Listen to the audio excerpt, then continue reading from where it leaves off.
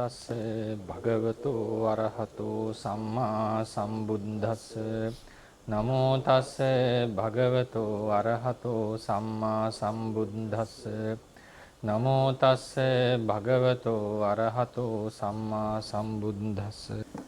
ගෞරවනීය ස්වාමීන් වහන්සේලා වරක් ප්‍රමුඛ මහා සංඝරත්නයන් අවසරයි. අද අපි කරන්නේ ඊයේ කරපු පාඩමේම ඉතිරි අවසන් කොටස.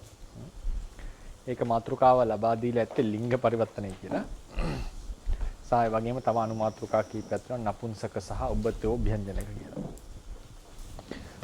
ඔක්කොම අපිට මේකේ තව කොරතුරු ගොඩාක් තියෙනවා ථේරවාදයේ සාකච්ඡාවට ගන්න.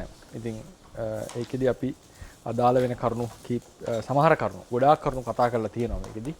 සමහර කරුණු අපි ඉතිරි වෙනවා කතා කළ යුතු දේවල්. ඒ කතා කළ යුතු කියලා කියන්නේ වැදගත් කරුණු ඔක්කොම මගේ මේකේ කතා කරනවා.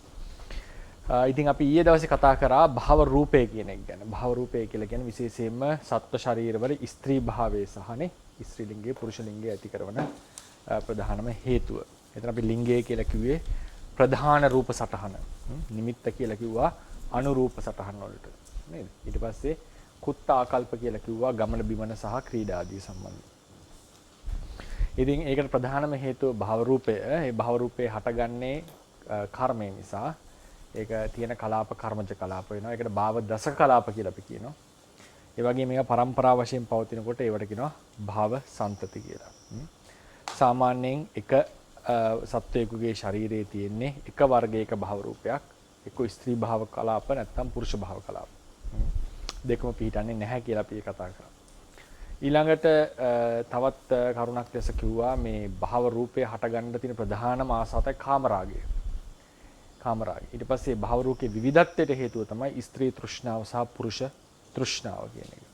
ඊළඟට ඒ අනුව ඒ ස්ත්‍රී තෘෂ්ණාව ප්‍රකට ස්ත්‍රී භව රූපයේ ඇති సంతාන වලට ස්ත්‍රී సంతාන කියලා කිව්වා. පුරුෂ තෘෂ්ණාව ඇති පුරුෂ භව රූපයේ ඇති సంతාන වලට පුරුෂ సంతාන කියලා කිව්වා. අපි ප්‍රකාශ කරා මේ භව රූපයෙන් සිතටත් ලොකු බලපෑමක් තියෙනවා. ඒ ස්ත්‍රී පුරුෂ సంతාන වල හටගන්න සමහර ප්‍රතිපත්ති ධර්මවල වෙනස්කමකුත් දක්වලා තියෙනවා ධානාදී සම්බන්ධයෙන්. ඒ නිසා මේ ධානාදී ලැබුවම ඒ උපදින භවයන් වල යම් යම් වෙනස්කම් සිද්ධ වෙනවා කියලා කතා කරා. ඊළඟට අපි මාතෘකාවීය නතර කරේ ඉදිරියේදී අපි කතා කරනවා මේ ලිංග පරිවර්තනය. කියන්නේ භව රූපේ වෙනස් වීම සම්බන්ධ. විශේෂයෙන් අපි කියපු දෙයක් තමයි ස්ත්‍රී තෘෂ්ණාව නිසා ස්ත්‍රී භව රූපේ හට ගන්නවා. ඒ ස්ත්‍රී භව රූපේ සහ ස්ත්‍රී තෘෂ්ණාව ප්‍රකට సంతානේ හටගන්න කර්මය ස්ත්‍රී තෘෂ්ණාවේ බලපෑමට ලක් වෙලා තියෙන නිසා නැවත හටගන්න ස්ත්‍රී භව රූපය. පුරුෂයාටත් එහෙමයි. ඒ නිසා මේක බොහෝ දුරට සසර ස්ත්‍රී වෙනවා පුරුෂය වෙනවා කියලා අපි කතා කරා. හැබැයි සමහර අවස්ථා කිහිපයක් තියෙනවා මේක වෙනස් වෙන්නට පුළුවන්. බොහෝ දිනක් ඊයේ ප්‍රශ්න ඇහුවා. මේක වෙනස් වෙන්න පුළුවන්ද වෙනස් වෙන්න කොහොමද කියන එක. අපි ඒක හැමතිස්සෙම අදට කල් දැම්ම නේද? ඒක අද කතා කරනවා කියලා. ඒ නිසා අද මේ මාතෘකාව තමයි අපි අරගන්නේ. මේ කියන්නේ ලිංග පරිවර්තනය කියලා කියන්නේ භව රූපේ වෙනස් වීම. භව රූපේ වෙනස් වෙන්න පුළුවන් ක්‍රම දෙකකට භවයෙන් භවයට වෙනස් වීම ගැන ධර්මයේ කතා කරනවා. එක භවයක් ඇතුලේ වෙනස් වීම කියන එක කතා කරලා තියෙනවා. මෙතනදී අපි විශේෂයෙන් මතක තියාගන්න ඕන කරුණක් තමයි භව රූපය කියන එක කර්මය නිසා උපදින්නා වූ රූපයක්. ඒක කර්මජ රූපයක්. ඒ වගේම මුළු භවයක් මුළුල්ලෙහිම එක භව සන්තතිය උපදවන්නේ එකම කර්මයකින්. ඊළඟට මේ භව කලාපයේ භවජ රූපය ආදිකල්පික මිනිස්යන් හැර අනිත් අයට ප්‍රතිසන්දි අවස්ථාවේ ඉඳලම ලැබෙනවා. ප්‍රතිසන්දි අවස්ථාවේම ලැබෙනවා. ඒ නිසා බොහෝ දුරට මේ භව රූපය ප්‍රතිසන්දිදායක කර්මයෙන්ම උපදවන්නක් ලෙස තමයි කතා කරලා තියෙන්නේ. දැන් චක්කු දස කලාපය අපි කිව්වා සමහර ආචාර්යවරු අදහසක් තියෙනවා පුරාණ ආචාර්යවරුන්ගේ අදහසක් තිබෙලා තියෙනවා අනුටීකාවේ හැටියට නානා කර්ම වලින් උපදවන්න පුළුවන් කියලා. චක්කු දස කලාපාදී. නමුත් භාව දසකයේ හැමතිස්සෙම වගේ පහළ වෙන්නේ ප්‍රතිසන්දික්ෂණයේදී. ඒ නිසා මේ භාව දසකයේ ගැන කතා කරන තැන්වල කතා කරලා තියෙන්නේ ටීකාදීෙහි ප්‍රතිසන්දිදායක කර්මයෙන් තමයි මේක උපදවනවා කියලා. ප්‍රතිසන්දිදායක කර්මයෙන් උපදවනවා කියලා කියන්නේ. ඒ නිසා අර ප්‍රතිසන්දි අවස්ථාවේ පහළ වෙන කර්මජ කලාපය ඒ කර්මයෙන් උපදවනවා වගේ තමයි හැඟෙන්නේ. ඒ කර්මයේ උපදිනවා තමයි අපිට හැඟෙන්නේ. ඉතින් ඒ නිසා අර අනිත් කලාප වලට වගේ විවිධ ඒ කියන්නේ ප්‍රතිසන්දි එක කර්මයකුනුත් භව දශකයේ තව කර්මයකුනුත් කියලා කතා කරලා නැහැ. චක්කු දශකයේට එහෙම සමහර ආචාර්යවරු කතා කරලා තියෙනවා. ඒ නිසා මෙතන අපි විස්තරේ එන්නේ ප්‍රතිසන්දිදායක කර්මයෙන්ම භවදශකේ උපද්දනවා කියන තැන ඉඳලා තමයි. මොකද පොත්වල තියෙන්නේ එහෙම විස්තර කරලා. අර මත දෙකක් තිබුණත් භවදශකයේ ප්‍රතිසන්දි අවස්ථාවෙම හටගන්න නිසා බොහෝ දුරට ප්‍රතිසන්දායක කර්මයෙන්ම හටගත්තා කියන තමයි හැඟෙන්නේ. ඒ නිසා එහෙම තමයි විස්තරේ තියෙන්නේ. ඒකත් පොඩ්ඩක් හිතේ තියාගන්න. නැත්නම් සමහර ලාවට කෙනෙක්ට ගැටලුවක් වෙන්න පුළුවන්. ඒතර භවයෙන් භවයට වෙන ලිංග පරිවර්තනය සහ එක භවයක් ඇතුළත තියෙන ලිංග පරිවර්තනය කියන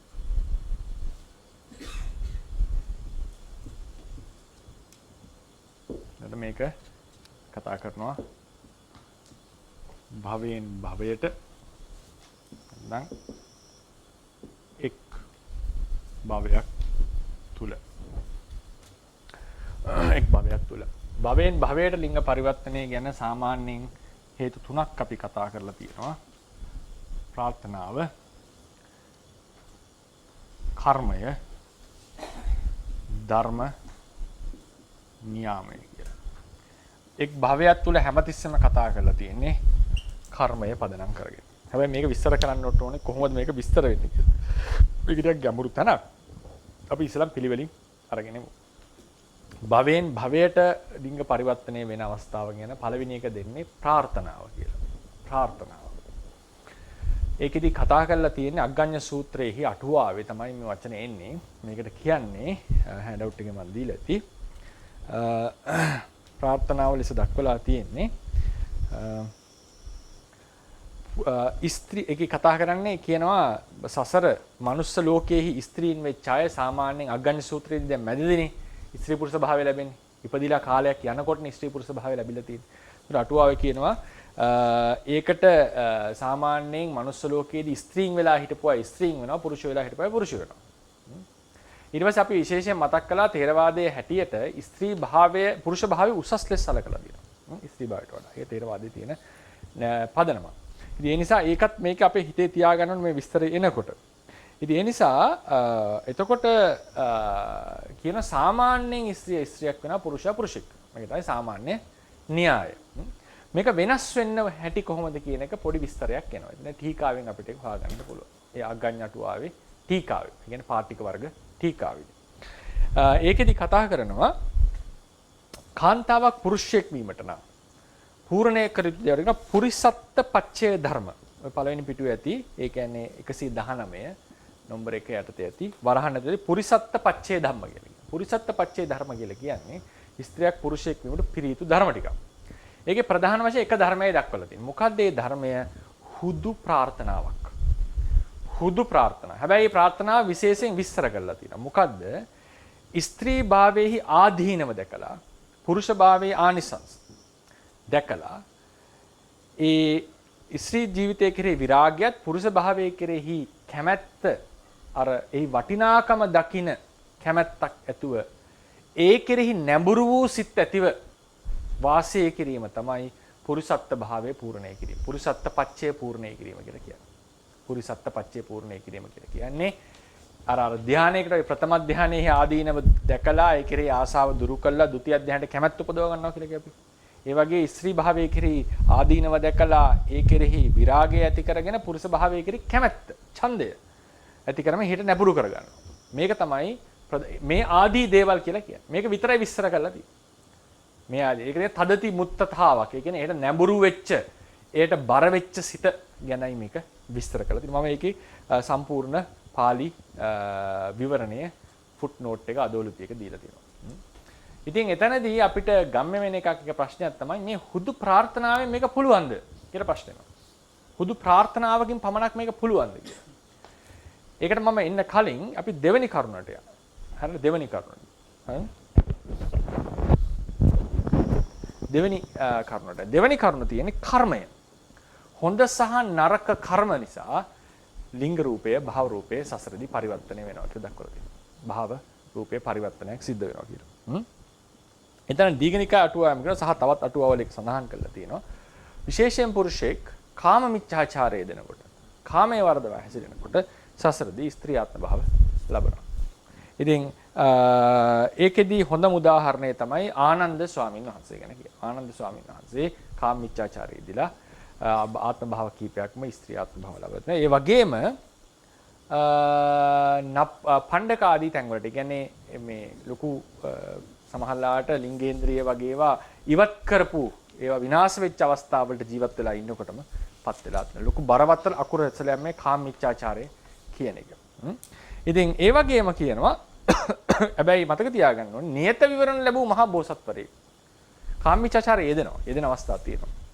හැබැයි කොපමණ ඉදිරියට තිබුණත් සසරදී කොච්චර ප්‍රමාදී වෙලා හිටියත් යම් කාලයක ලිංග පරිවර්තනය සිද්ධ වෙන්නේ. ඒක ධර්මතාවයක් ලෙස ඒ සිත ඒ පරිවර්තනයට යන්නේ නැහැ කියලා කියන්නේ නියත විවරණ ලැබූ දවසේ ඉඳලා පිරිනම් පාන දක්වා.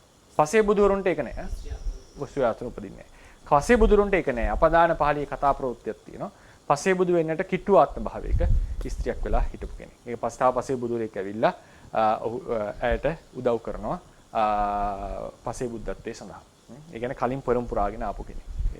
ඉතින් මේ විදිහට මේකේ කර්මය ගැන කියනකොට කාමීච්ඡාචාරය කියන එක. ඊට පස්සේ කියනවා ස්ත්‍රීන් කාමීච්ඡාචාරය යෙදුනම බොහෝ සෙයින් ස්ත්‍රී ආත්ම භාවවල බොහෝ කල් ඉන්නවා කියන එක සඳහන් කරලා තියෙනවා. ඒතකොට ඒ නිසා දැන් ඔන්න මම මේක ගේනවා. දැන් ස්ත්‍රී කාමීච්ඡාචාරය කියන එක හැමතිස්සෙම පුරුෂ භාවයට බාධකයක් කියලා කියනවා. ඉතින් එතකොට ස්ත්‍රියක් පුරුෂයෙක් වෙන්නට හුදු ප්‍රාර්ථනාව තිබුණා කියලා අපි කතා කරන්නේ. ප්‍රාර්ථනාවෙන් යන්න පුළුවන්. ප්‍රාර්ථනාවෙන් පමණක් පුළුවන්ද කියන ප්‍රශ්නය එනවා. ඒකට මම විවරණයක් දීලා ඇති ෆුට්නෝට් එකේ පළවෙනි පිටුවේ ෆුට්නෝට් එකේ ටීකා පාඩේ නම්බර 2 ටීකා පාඩේ යටින් මෙම ටීකා අර්ථකථනයේ දක්වා ඇත්තේ ස්ත්‍රියකට සසරදී පුරුෂ භාවය ලැබීමට ස්ත්‍රියාත්ම භාවයේ ආදීනව සහ පුරුෂාත්ම භාවයේ වටිනාකම දකිමින් සිත පුරුෂාත්ම භාවයට නැඹුරු කරගෙන සිටීම ආදීන් කළ හැකි බවයි. මෙහිදී ආදී පදයෙන් සලකා ඇත්තේ කවරක් දැයි දක්වා නැත. නමුත් කාමීච්ඡාචාරය සිදු කළ කල්හි මෙම ප්‍රාර්ථනාව සිද්ධ නොවන බව වෙනත් අටුවා තොරතුරු වලින් පැහැදිලිව දක්වලා තියෙනවා. කාමීච්ඡාචාරය කළොත් ස්ත්‍රියක් බොහෝ කල් ස්ත්‍රියාත්ම භාවය. ඒක නමුංචති කියලා තියෙන. ඒ කියන්නේ මිදෙන්නේ නැහැ කියලා. එහෙම එකක් සසර අනන්ත සසර එහෙම කතා කරන්න බෑ. බොහෝ කල් යනකම් මිදෙන්නේ නැහැ කියන එකයි අදහස් කරලා තියෙන්නේ. පුරුෂයෙක් ස්ත්‍රියක් වෙනවා එක කතා කරලා තියෙනවා. අතුරාතුර තියෙන පැහැදිලි. නමුත් එබැවින් කාමීච්ඡාචාරාදී පුරුෂාත්ම භාවය ආවරණය කරන අකුසල කර්ම වලින් වැළකී දක්වා ඇති පරිදි ප්‍රාර්ථනාව ඇතිව සිටි ස්ත්‍රියකට පුරුෂයෙක් විය හැකි බව තමයි පේන්නේ. ඒ නිසා ප්‍රාර්ථනාව ඒකයි ප්‍රාර්ථනාව වෙනම ලෙකස දක්වලා තියෙනවා. මොකද ප්‍රාර්ථනාව වෙනම කතා කරපු තැන් තියෙනවා අපේ සාහිත්‍යයේ. නමුත් අපිට පැහැදිලි වෙනවා මේ ප්‍රාර්ථනාවට විරුද්ධව කර්ම කරලා තිබුණොත් ඒ ප්‍රාර්ථනාව ඉෂ්ට වෙන්න හේතු නැහැ. නේද? ඒ නිසා මේ දෙකම ටිකක් මිශ්‍රණයක් ලෙස ගන්න මම වෙනම දුන්නට මේ දෙක මෙතන පොඩි මේ දෙක බේරලා ගන්න ඕනේ කියන එකයි මට කියා ගන්න ඕනේ. ඊට පස්සේ පහසු ඒ වගේම පුරුෂයෙක්ට ස්ත්‍රියක් වෙන්නට අවශ්‍ය නැහැ. එහෙම තියෙනවා. සමහරවිට පුරුෂයෙක්ට ස්ත්‍රියක් වෙන්න කැමැත්තක් තියෙනවා. ඒකත් අනිවාර්යෙන් ප්‍රාර්ථනාවෙන් සිද්ධ කරගන්න පුළුවන්. ඒ කියන්නේ මේ භවට හිත නැඹුරු කරගෙන ඒ ප්‍රාර්ථනාවෙන් ඒක කරගන්නට පුළුවන්. ඒක කරගන්න පුළුවන්. ඒක පහසුවෙන් කරගන්න පුළුවන් කියනවා කියන්නේ. ඊළඟට කර්මය. ඊට පස්සේ එනවා දැන් කර්මය කියලා ගත්තම නම්බර 2 කර්මය හොඳ සහ නරක කර්ම කියා නිසා සසර තුළ භවයෙන් භවයට ලිංග පරිවර්තනය විය හැකි දක්වා බව ධර්මයෙන් තියෙනවා. ඒතර කාමීච්ඡාචාරය කියලා එකකින් කරන්නේ ඒක අයහපත් කර්මයක්. ඊළඟට කාමීච්ඡාචාරයෙන් වැළකීම සහ භ්‍රමචර්යාව දියුණු කිරීම කියන එක. මේක ස්ථිර වශයෙන් අපිට තොරතුරක් ලෙස එනවා නෙවෙයි. දැන් මම ඉදිරියට විස්තර කරනවා සාරත්ත දීපණියේ කොහොමද මේ එක භවයක් ඇතුළත ලිංග පරිවර්තනය විස්තර කරන්නේ කියලා. ඒකෙදි ගම්ම වෙන තොරතුරු අනුව පැහැදිලි වෙනවා කාමීච්ඡාචාරයෙන් වැළකීම, භ්‍රමචර්ය වාසය වගේ දේවල් සහවසෙන් ප්‍රතිවෘත්තව ආරක්ෂාව වගේ දේවල් වලින් ස්ත්‍රියකට පුරුෂයෙක් වෙන්නට පුළුවන් භාවයේ හැඟෙනවා. ඒ නිසා කුසල කර්ම ලෙස. ඒක ස්ථිරවම වට ඩිෆරන්ස් එකක් අහවල් තැන තියනවා කියලා දෙන්නට බෑ. ඒ කියවෙන තොරතුරු අනුව ගම්ම වෙන බවක් තමයි තියෙන්නේ. ගම්ම වෙන බවක් තමයි තියෙන්නේ. ඊට පස්සේ තුන්වෙනි කරුණ තමයි ධර්ම නියාමය. මේ ධර්ම නියාමය කියලා කියන්නේ ඒක නියාමයක්. දැන් බෝසතාණන් වහන්සේගේ මව කියන්නේ කුසතර දලා ගන්න මව. මේ කිරිමව නෙවෙයි ප්‍රජාපති ගෝතමීනේ මහා මායා දේවිය ගැන කියන්නේ.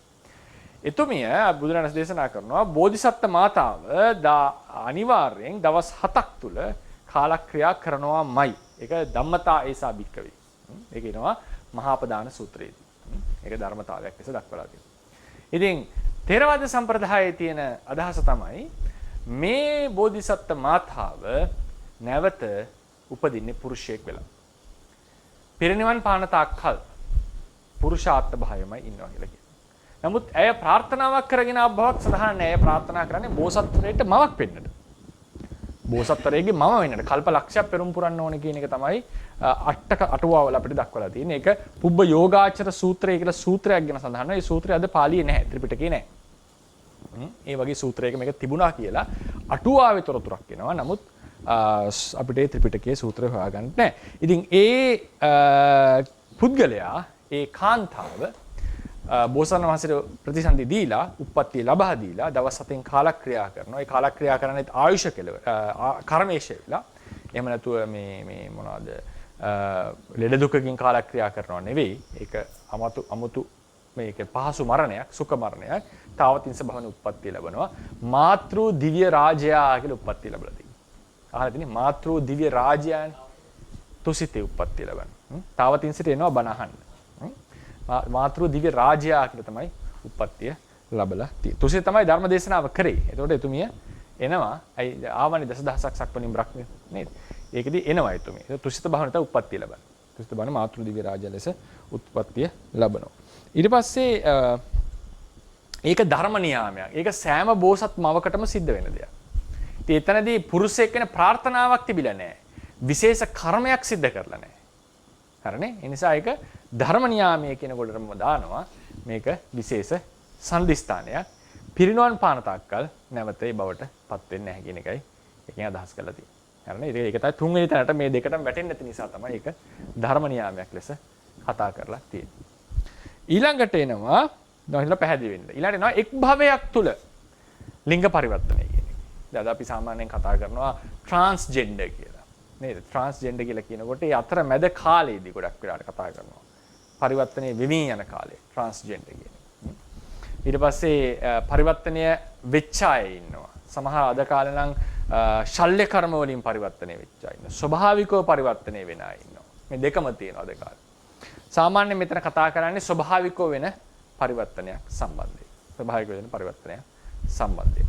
ඒකට එන්නට කලින් අපි ඉස්සෙල්ලා මේ කතා කරමු. ඒතර දැන් මේ පරිවර්තනයේ වෙනකොට ක්‍රම දෙකක් තියෙනවා. පුරුෂයෙක් ස්ත්‍රියක් වීමක්, ස්ත්‍රිය පුරුෂයෙක් වීම. පුරුෂයා ස්ත්‍රියක් වීම, ස්ත්‍රිය පුරුෂයෙක් වීම. මේ තමයි ක්‍රම දෙක. පරිවර්තනය වෙන ක්‍රම දෙක. මේක අපි උපමාව අරගන්නේ අපි ඉස්සෙල්ලාම සුගතියාත්ම භාවය ගැන. සුගතියාත්ම භාවයෙන් තමයි උපමා විස්තර කරන්නේ. දුගතියාත්ම භාවයෙන් මේක පොඩ්ඩක් වෙනස් වෙනවා. නමුත් ඒක විස්තර කරගන්න පුළුවන්. ඒක ලොකු විස්තරයකට ආපහු යන්නට වෙනවා. අපි සුගතියාත්ම භාවයෙන් තමයි මේක විසඳගන්නේ. මොකද අපිට අදාළ වෙන ගොඩක්ම මිනිස්සු විශේෂයෙන් මිනිස්සු සම්බන්ධයි. විශේෂයෙන් මිනිස්සු සම්බන්ධයි. දිව්‍ය තලවල මේක වෙනවද කියලා තොරතුරක් නැහැ. මං හිතන්නේ නැහැ වෙනවද කියලා. තිරිසන් ලෝකේ සතර පාය වෙන්නට පුළුවන්. මේ සාමාන්‍යයෙන් අපේ දැන් අටුවාවේ මේක විස්තර කරන්නේ මේ විදිහට. ලිංග පරිවර්තනය වෙනකොට දැන් පුරුෂයා කියලා කියන්නේ කවුද? පුරුෂ භාව රූප සහිත කෙනෙක්. ස්ත්‍රිය කියන්නේ ස්ත්‍රී භාව රූප සහිත කෙනෙක්. ස්ත්‍රී ඒතරේ මේක තමයි තියෙන්නේ. එතකොට වෙන්නේ මොකද්ද? එක භාව රූපයක් උපදින එක නතර වෙලා තව භාව රූපයක් උපදින එක නෙවෙලා තියෙන්නේ. නැවත කියනවා මේ භාව ලිංග පරිවර්තනය කියලා කියන්නේ එක භාව රූපයක් ඉපදෙන එක නතර වෙලා තව භාව රූපයක් ඉපදෙනවා කියන එක. ඒ අතරතුර නැති කාලයක් තියෙනවද? එහෙම එකක් නෙවෙයි ථේරවාදයේ හැටියට කතාව. ඒ කියන්නේ ස්ත්‍රී භාව පුරුෂ භාව රූප පහළ වෙලා ඊළඟට ස්ත්‍රී භාව රූප ඒකම පහළ වෙනවා. ඒ අතරමැද නැති අවස්ථාවක් ගැන කතා කරන්නේ නැහැ. හරිනේ? ස්ත්‍රී භාව රූපත් ස්ත්‍රී භාව රූප පහළ වෙලා ඊට පස්සේ කෙලිම පුරුෂ භාව රූප පහළ වෙන්නට පටන් ගන්නවා. ඒත් මේක කොහොමද වෙන්නේ කියන එක අපි විමසන්නට ඕනේ. ඒතර ඒකේ තියෙන ප්‍රධානම સિદ્ધාන්තයක් මතක තියාගන්න මේ භාව රූප උපදවන්නේ කවරකින්ද? කර්මයකින්. කර්මය තමයි මේ භාව රූප උපදවන්නට ප්‍රධානම හේතුව. සාමාන්‍යයෙන් කියලා තියෙන්නේ දැන් එක භාව රූප වර්ගයක් නැති වෙලා තව භාව රූප වර්ගයක් හටගන්නේ නේද? එතකොට සාමාන්‍යයෙන් අටුවා විස්තරය තමයි භාව රූපය නැතිවන්නේ අකුසලයකින්. භාව රූපය පිහිටන්නේ කුසලයකින්. නැවත කියන්න. භාව රූපේ නැතිවන්නේ අකුසලයකින්, භාව රූපේ පිහිටන්නේ කුසලයකින්. හරිනේ? මේක තමයි අටුවා විස්තරය. ඒක ස්ත්‍රී පුරුෂ ભેදයක් නැහැ. ස්ත්‍රී පුරුෂ ભેදයක් නැහැ. ඒ භාව රූපේ නැති වෙන්නේ අකුසලයකින්. භාව රූපේ පිහිටන්නේ කුසලයකින්. හරිනේ? භාව රූපේ පිහිටන්නේ කුසලයකින්. ඊට පස්සේ විස්තර කරනවා පුරුෂයෙක් ස්ත්‍රියක් වෙනකොට පුරුෂ භාව රූපයේ අතුරුදහන් වන්නේ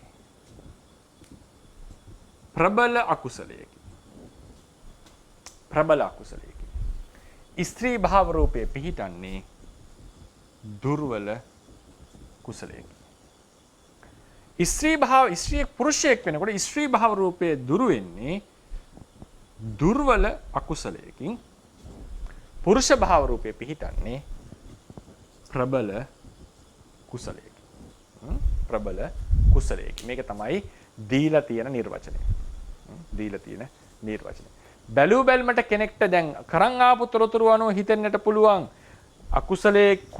අකුසලයකින් නැති වෙලා අකුසලයකින් පිහිටියා කියලා. නෑ එහෙම එකක් නෙවෙයි. සුගතියෙහි කර්මජ රූප සියල්ල උපදවන්නේ කුසල කර්මයකින්. දුගතියෙහි කර්මජ රූප සියල්ල උපදවන්නේ අකුසල කර්ම වලින්. අපි කතා කරන්නේ සුගතියෙහි කුසල කර්මජ රූප උපදවන්නේ කුසල කර්මයකින්. දුගතියෙහි කර්මජ රූප උපදවන්නේ අකුසල කර්මයකින්. ස්ත්‍රී පුරුෂ ભેද නැහැ. දුගතියේ පුරුෂයාගේ කර්මජ රූප උපදලා තියෙන්නේ අකුසල කර්මයකින්. ස්ත්‍රියගෙත් එහෙමයි. සුගතියෙහි පුරුෂ ස්ත්‍රී ભેදකින් තොරව සියලු කර්මජ රූප උපදවන්නේ කුසල කර්මයකින්. ඒ නිසා තමයි කර්මජ රූපේ පිහිටන්නේ කුසලයකින් කියලා කියන්නේ. අන්තරස්ථාන වෙන්නේ අකුසල. මොකද්ද මේ ක්‍රමය කියන එක බලන්නට ඕනේ. මේක මෙහෙම කිව්ව පමණින් මේක ලේසි නෑ විසඳන්න. ඒ නිසා මේකේ විසඳුම ගැන නිර්වචනයක් ලෙස අපිට හම්බ වෙන තැන තමයි මේක එකම තැන කියලා කියන්නේ. සාරත්ත දීපණිය කියන ටීකාවෙදී. ඒ ටීකාවෙදී මේක විවරණය කරනවා කොහොමද මේ ප්‍රබල අකුසලයකින් අතුරුදහන් වෙලා දුර්වල කුසලයකින් පිහිටියා. දුර්වල අකුසලයකින් අතුරුදහන් වෙලා ප්‍රබල කුසලයකින් පිහිටියා කියන එක මේක ක්‍රම දෙකකට විස්තර කරන්නට ඕනේ. තාම ලස්සන ධර්ම පරයයක්. ඒකෙන් තවත් ධර්ම කරුණු මතුවෙන්නට පටන් ගනී. ඒ නිසා අපි ටිකක් අවධානයෙන් අධ්‍යයනය කරගමු. එතකොට දැන් ඉස්සලාම ආය නැවත මතක් කරනවා අපි කතා කරා ථේරවාදයේ හැටියට පුරුෂ භාවයේ උසස් ලෙස සලකලා තියෙනවා. ඒතර පුරුෂාත්ම භාවයේ ලැබෙන්නට හේතු වෙන කර්මය ප්‍රබල කර්මයක්. ස්ත්‍රියාත්ම භාවයට හිතුවේ ලැබෙන්නට වඩා. හැබැයි මේ ප්‍රබල භාවය මං කිව්වා ත්‍රි හේතුක උත්කෘෂ්ඨාදී බය දෙකකින් නෙවෙයි. නේද? ඒ භාව රූපය පුරුෂ භාව රූපය උපදවන්නට හේතු වෙන කර්මයට සාපේක්ෂව තමයි ස්ත්‍රී භාව රූපය හේතු උපදවන කර්මය දුර්වලයි කිව්වේ. ඒ භාව කෘත්‍ය සම්බන්ධයෙන් තමයි විශේෂයෙන් කතා කරලා තියෙන්නේ. නැතුව ත්‍රි හේතුක උත්කෘෂ්ඨ භාවයේ ඒ වගේ අඩුවක් ගැන නෙවෙයි මේ කතා කරලා තියෙන්නේ. ඊටකොට දැන් මේකෙදී දැන් පුරුෂයෙක් දැන් අපි කතා කවුද පුරුෂයා යනු? පුරුෂයෙක් යනු පුරුෂ භාව රූප ඉපදවීමට සමර්ථ කර්මයකින් උපන් කෙනෙක්. එකඟද? දැන් මම කියන්නේ මේක භාව රූපය ප්‍රතිසන්දිදායක කර්මයෙන්ම හදනවා කියලා මම කිව්වනේ. ඒ කියන්නේ කතාවෙන් එහෙම පටන් ගන්න එහෙම කියලා කිව්වනේ. එහෙම තමයි විස්තර තියෙන්නේ. ඒතර පුරුෂයා යනු පුරුෂ භාව රූප පුම් භාව රූප ඉපදවීමට සමර්ථ කර්මයකින් ප්‍රතිසන්දිගත කෙනා. සුගතියෙහි ප්‍රතිසන්දිගත කෙනා සුගති පුරුෂයා. මේ පුරුෂයාගේ ඔන්න දැන් සසර කරපු අකුසලයක් නිසා හෝ නේ මෙතන අපි කියපු වාදේ මොකද්ද? පුරුෂ මේක නැති වෙන එකනේ, මේක පහළ වෙන එකනේ. මේක නැති වෙන්නේ කවරකින්ද? ප්‍රබල අකුසලයකින්. පිහිටන්නේ හරි දුර්වල කුසලයකින්. ස්ත්‍රියගේ මේක නැති වෙන්නේ දුර්වල අකුසලයකින්. පුරුෂ භාවයේ පිහිටන්නේ උට ප්‍රබල කුසලයකින්. දැන් පුරුෂයා කියලා අපි කොහොමද නිර්වචනය කරන්නේ? පුරුෂයා යනු පුරුෂ භාව රූප ඉපදවීමට සමර්ථ. පුරුෂ භාව රූප ඉපදවීමට සමර්ථ කුසලයකින් උපන් කෙනා. හරිනේ? පුරුෂ භාව රූප ඉපදවීමට සමර්ථ කුසලයකින් උපන් කෙනා. හරිනේ? මේ බලන්න දැන් මේක බලමු අපි ඉස්සෙල්ලා. පුරුෂ භාව රූප ඉපදවීමට සමර්ථ කුසලයකින් උපන් කෙනා. සසර කරපු ප්‍රබල අකුසලයක් හෝ මේ භවයේදී කරපු ප්‍රබල අකුසලයක්. මොන වගේ අකුසලද? කාමමිච්ඡාචාරයේ බඳු අකුසලයක්. එහෙම නැත්නම් බලවත් රාගසිතක්. උදාහරණය කවුද? සෝරෙය්‍ය සිටුවරයා. මහා කච්චායන මහරතන් වහන්සේගේ ශාරීරිය දිහා බලලා හිතනවා මගේ මෙයා මගේ බිරිඳ වුණොත් නැත්නම් මගේ බිරිඳට මේ වගේ ශරීරයක් තිබුණොත් හොඳයි. පහත් සිතුවිල්ලක් හිතනවා රහතන් වහන්සේ කෙනෙක් කියලා. මේක බලපතන වැඩි. මොකද උනේ? ලිංග පරිවර්තනයක් සිද්ධ වුණා.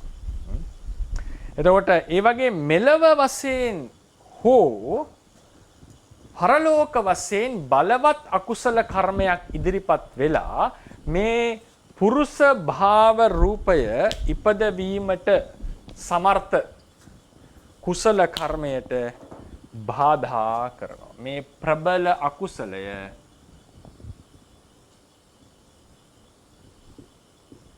මේකට බාධා කරනවා. මේකට බාධා. ඒ බාධාවට ලක් වුණාම මේ කුසලයේ දුර්වල වෙනවා. මේ කුසලයේ දුර්වල වෙනවා. මේ බාධාවට ලක් වෙනකොට මෙයාගේ හැකියාව දුර්වල වෙනවා. දැන් හොඳට බලන්න. මේ දුර්වල දැන් ඔන්න ප්‍රතිසන්දායක කර්මනේ. එක භවයක් ඇතුළත ප්‍රතිසන්දිදායක කර්මය වෙනස් වෙන්න පුළුවන්? බෑ. වෙනස් වෙන්න බෑ. හරිනේ? එතකොට මොන ප්‍රශ්නේ වුණත් මෙතන භාව රූපේ ස්ත්‍රී භාව රූපේ උපදවන්න වෙන්නේ මේ කර්මයටමනේ. මේ කර්මයටම. මේ කර්මයෙන්ම තමයි ස්ත්‍රී භාව රූපයත් උපදවන්නේ. මේ කලින් උපදවපේ. මොකද උනේ? මේ බලවත් අකුසලෙන් පීඩාවට ලක් වෙච්ච වෙලාවේ මේ කර්මයට පුරුෂ භාව රූප උපදවන්නට හැකියාව නැති වෙනවා. ඒ වෙනුවට ඒක දුර්වල වෙලා ස්ත්‍රී භාව රූප උපදවනවා. දැන් මොකද්ද? නියාමයට හරියද බලන්න. පුරුෂ භාව රූපේ නැතිවන්නේ ප්‍රබල අකුසලයකින්. මොකද්ද මේ ප්‍රබල අකුසලය? මේ බලවත් බලපාපු එක. ස්ත්‍රී භාව රූපේ උපදවන්නේ දුර්වල කුසලයකින්. මොකද්ද? ප්‍රබල අකුසලයේ නිසා දුර්වල වෙච්ච කුසලය. ඒ කියන්නේ නෑ උපදවන් අනේකම එහෙම උපදවගෙන යන්නේ. එහෙම උපදවන් අනේකම පුරුෂ භාව වෙනකොට ස්ත්‍රී භාව උපදවන. සන්තතිය සිඳෙන්නේ නැතුව ඒක වැදගත්. සන්තතිය සිඳෙන්නේ නැතුව මේ කියන්නේ. ඒ විදිහටම දිගටම යනවා. හැබැයි ස්ත්‍රී භාව රූප උදන්න පටන් ගන්නවා. ඒක හොඳ ප්‍රශ්නයක්. කර්මජ වශයෙන් ගත්තොත් එකම සන්තතියක් සන්තති පච්චුප්පන් පරියාය වශයෙන් සන්තති පච්චුප්පන් එක්කස ගන්න පුළුවන්. සන්තති දෙයක් යන පරියාය. ඒක ප්‍රශ්න තේරුණාද දැන් අපි ගෝනේ මුළු කර්මජ પરම්පරාවම එකම සන්තතියක් කියලා මේ අවස්ථාවේදී මේක විසුද්ධි මාර්ග ටීකාවේ කියනවා. මම ඒක අර කලින් එක කිව්වා sorry. විසුද්ධි මාර්ග ටීකාවේ කියනවා. ඒක එන තැන මට මේ වෙලාවේ කියන්න බෑ. රෙෆරන්ස් එක මතක නැහැ. කියනවා ලිංග පරිවර්තනයේදී සන්තති පච්චුප්පන්නේට ඉඩ තියෙනවා. පරියාය. නමුත් එකම කර්ම වෙනස් වෙන්නේ නැහැ නේ. එකම කර්මේ. හැබැයි කර්මයේ පොඩි වෙනස්කමක් යනවා. බලව දුර්වල භාවය වෙනස්. ඒ අනුව සන්තති පච්චුප්පන්න දෙකක් අපිට හම්බ වෙනවා. නැවත ආපෝ පරිවර්තන වුණොත් තුනක් හම්බ වෙනවා. හරිනේ? ඒ නිසා එකම සන්තතිය ලෙස අපි සලකන්නේ තාම. එකම සන්තතිය ලෙස සලකන්නේ. දැන් පැහැදිලිද මේ කතාව? ප්‍රබල අකුසලයකින් මේක නතර වුණා. ඒ මොකද ප්‍රබල අකුසලයේ මේකට බලපෑවා ප්‍රතිසන්දායක කර්මයට. ඒක දුර්වල වුණා. ඒ දුර්වලයෙන් තමයි ඊළඟට ස්ත්‍රී භව රූප ඉපදුනේ. දැන් ඔන්න එනවා ස්ත්‍රියක් පුරුෂයෙක් වීම කතාව. මේකට මේ කියන විස්තරය අනුව හැම ස්ත්‍රියක්ම අයිති වන්නේ නැත. පළවෙනිම සිද්ධිය. මේකේ හැටියට ස්ත්‍රී වර්ග දෙවර්ගයක් ඉන්නවා. එකක් තමයි ස්ත්‍රී භාව රූප උපදවන්නට සමර්ථ කර්මයෙන් ඉපදිච්ච ස්ත්‍රිය. ස්ත්‍රී භාව රූප උපදවන්නට සමර්ථ කර්මයෙන් ඉපදිච්ච ස්ත්‍රිය. මෙයා ගැන නෙවෙයි මේ කතා කරන්නේ. මේ කතා කරන්නේ පුරුෂ භාව රූප ඉපදවීමට සමර්ථ කර්මයෙන් ඉපදිච්ච හැබැයි ප්‍රතිසන්දි අවස්ථාවේ පටන්ම වෙන බලවත් අකුසලයකින් ආවරණය වෙච්ච පීඩාවට පත්වෙච්ච කර්මයකින් ඉපදිච්ච කෙනෙක්. නැවත කියනවා. ස්ත්‍රී වර්ග දෙකක් මේකේ. කෙලින්ම පුරුෂ ස්ත්‍රී භාව රූප උපදවන්නට සුදුසු කර්මයෙන් උපන් කෙනා එක ස්ත්‍රියක්. දෙවෙනි කෙනා පුරුෂ භාව රූප උපදවන්නට සුදුසු කර්මයක් තියෙන්නේ. හැබැයි වෙන අකුසලයකින් අර ආනන්ද ස්වාමීන්සිට වගේ. මං හිතනවා එහෙම කියලා. වෙන අකුසලයකින් ඒක ඔප්පු කරන්න බෑ. වෙන අකුසලයකින් ප්‍රතිසන්දි අවස්ථාවෙම බාධා කරලා දුර්වල වෙච්ච යම් ක්‍රමයකට දුර්වල වෙච්ච කුසලයක් නිසා ස්ත්‍රී භාව රූප ඉපදිච්ච කෙනෙක්. මේ දෙවනි කෙනා ගැනයි මේ ලිංග පරිවර්තනයේදී කතා කරන්නේ. මොකද්ද මේ දෙවනි කෙනා? ඇත්තටම ඔහුගේ ප්‍රතිසන්දිය පුරුෂ භාව රූප ඉපදවීමට සමර්ථ කුසලයක්. ස්ත්‍රී භාව රූප උපදින සමර්ථ කුසලයේ ඉන්න කෙනා මෙතන ගන්නෙ නැහැ. ඒ කෙනා ස්ත්‍රී භාව රූප ඉපදවීමට සමර්ථ කුසලයකින් පහළ වෙච්ච ස්ත්‍රියගේ පරිවර්තනයක් නැත ඒ භවයේ.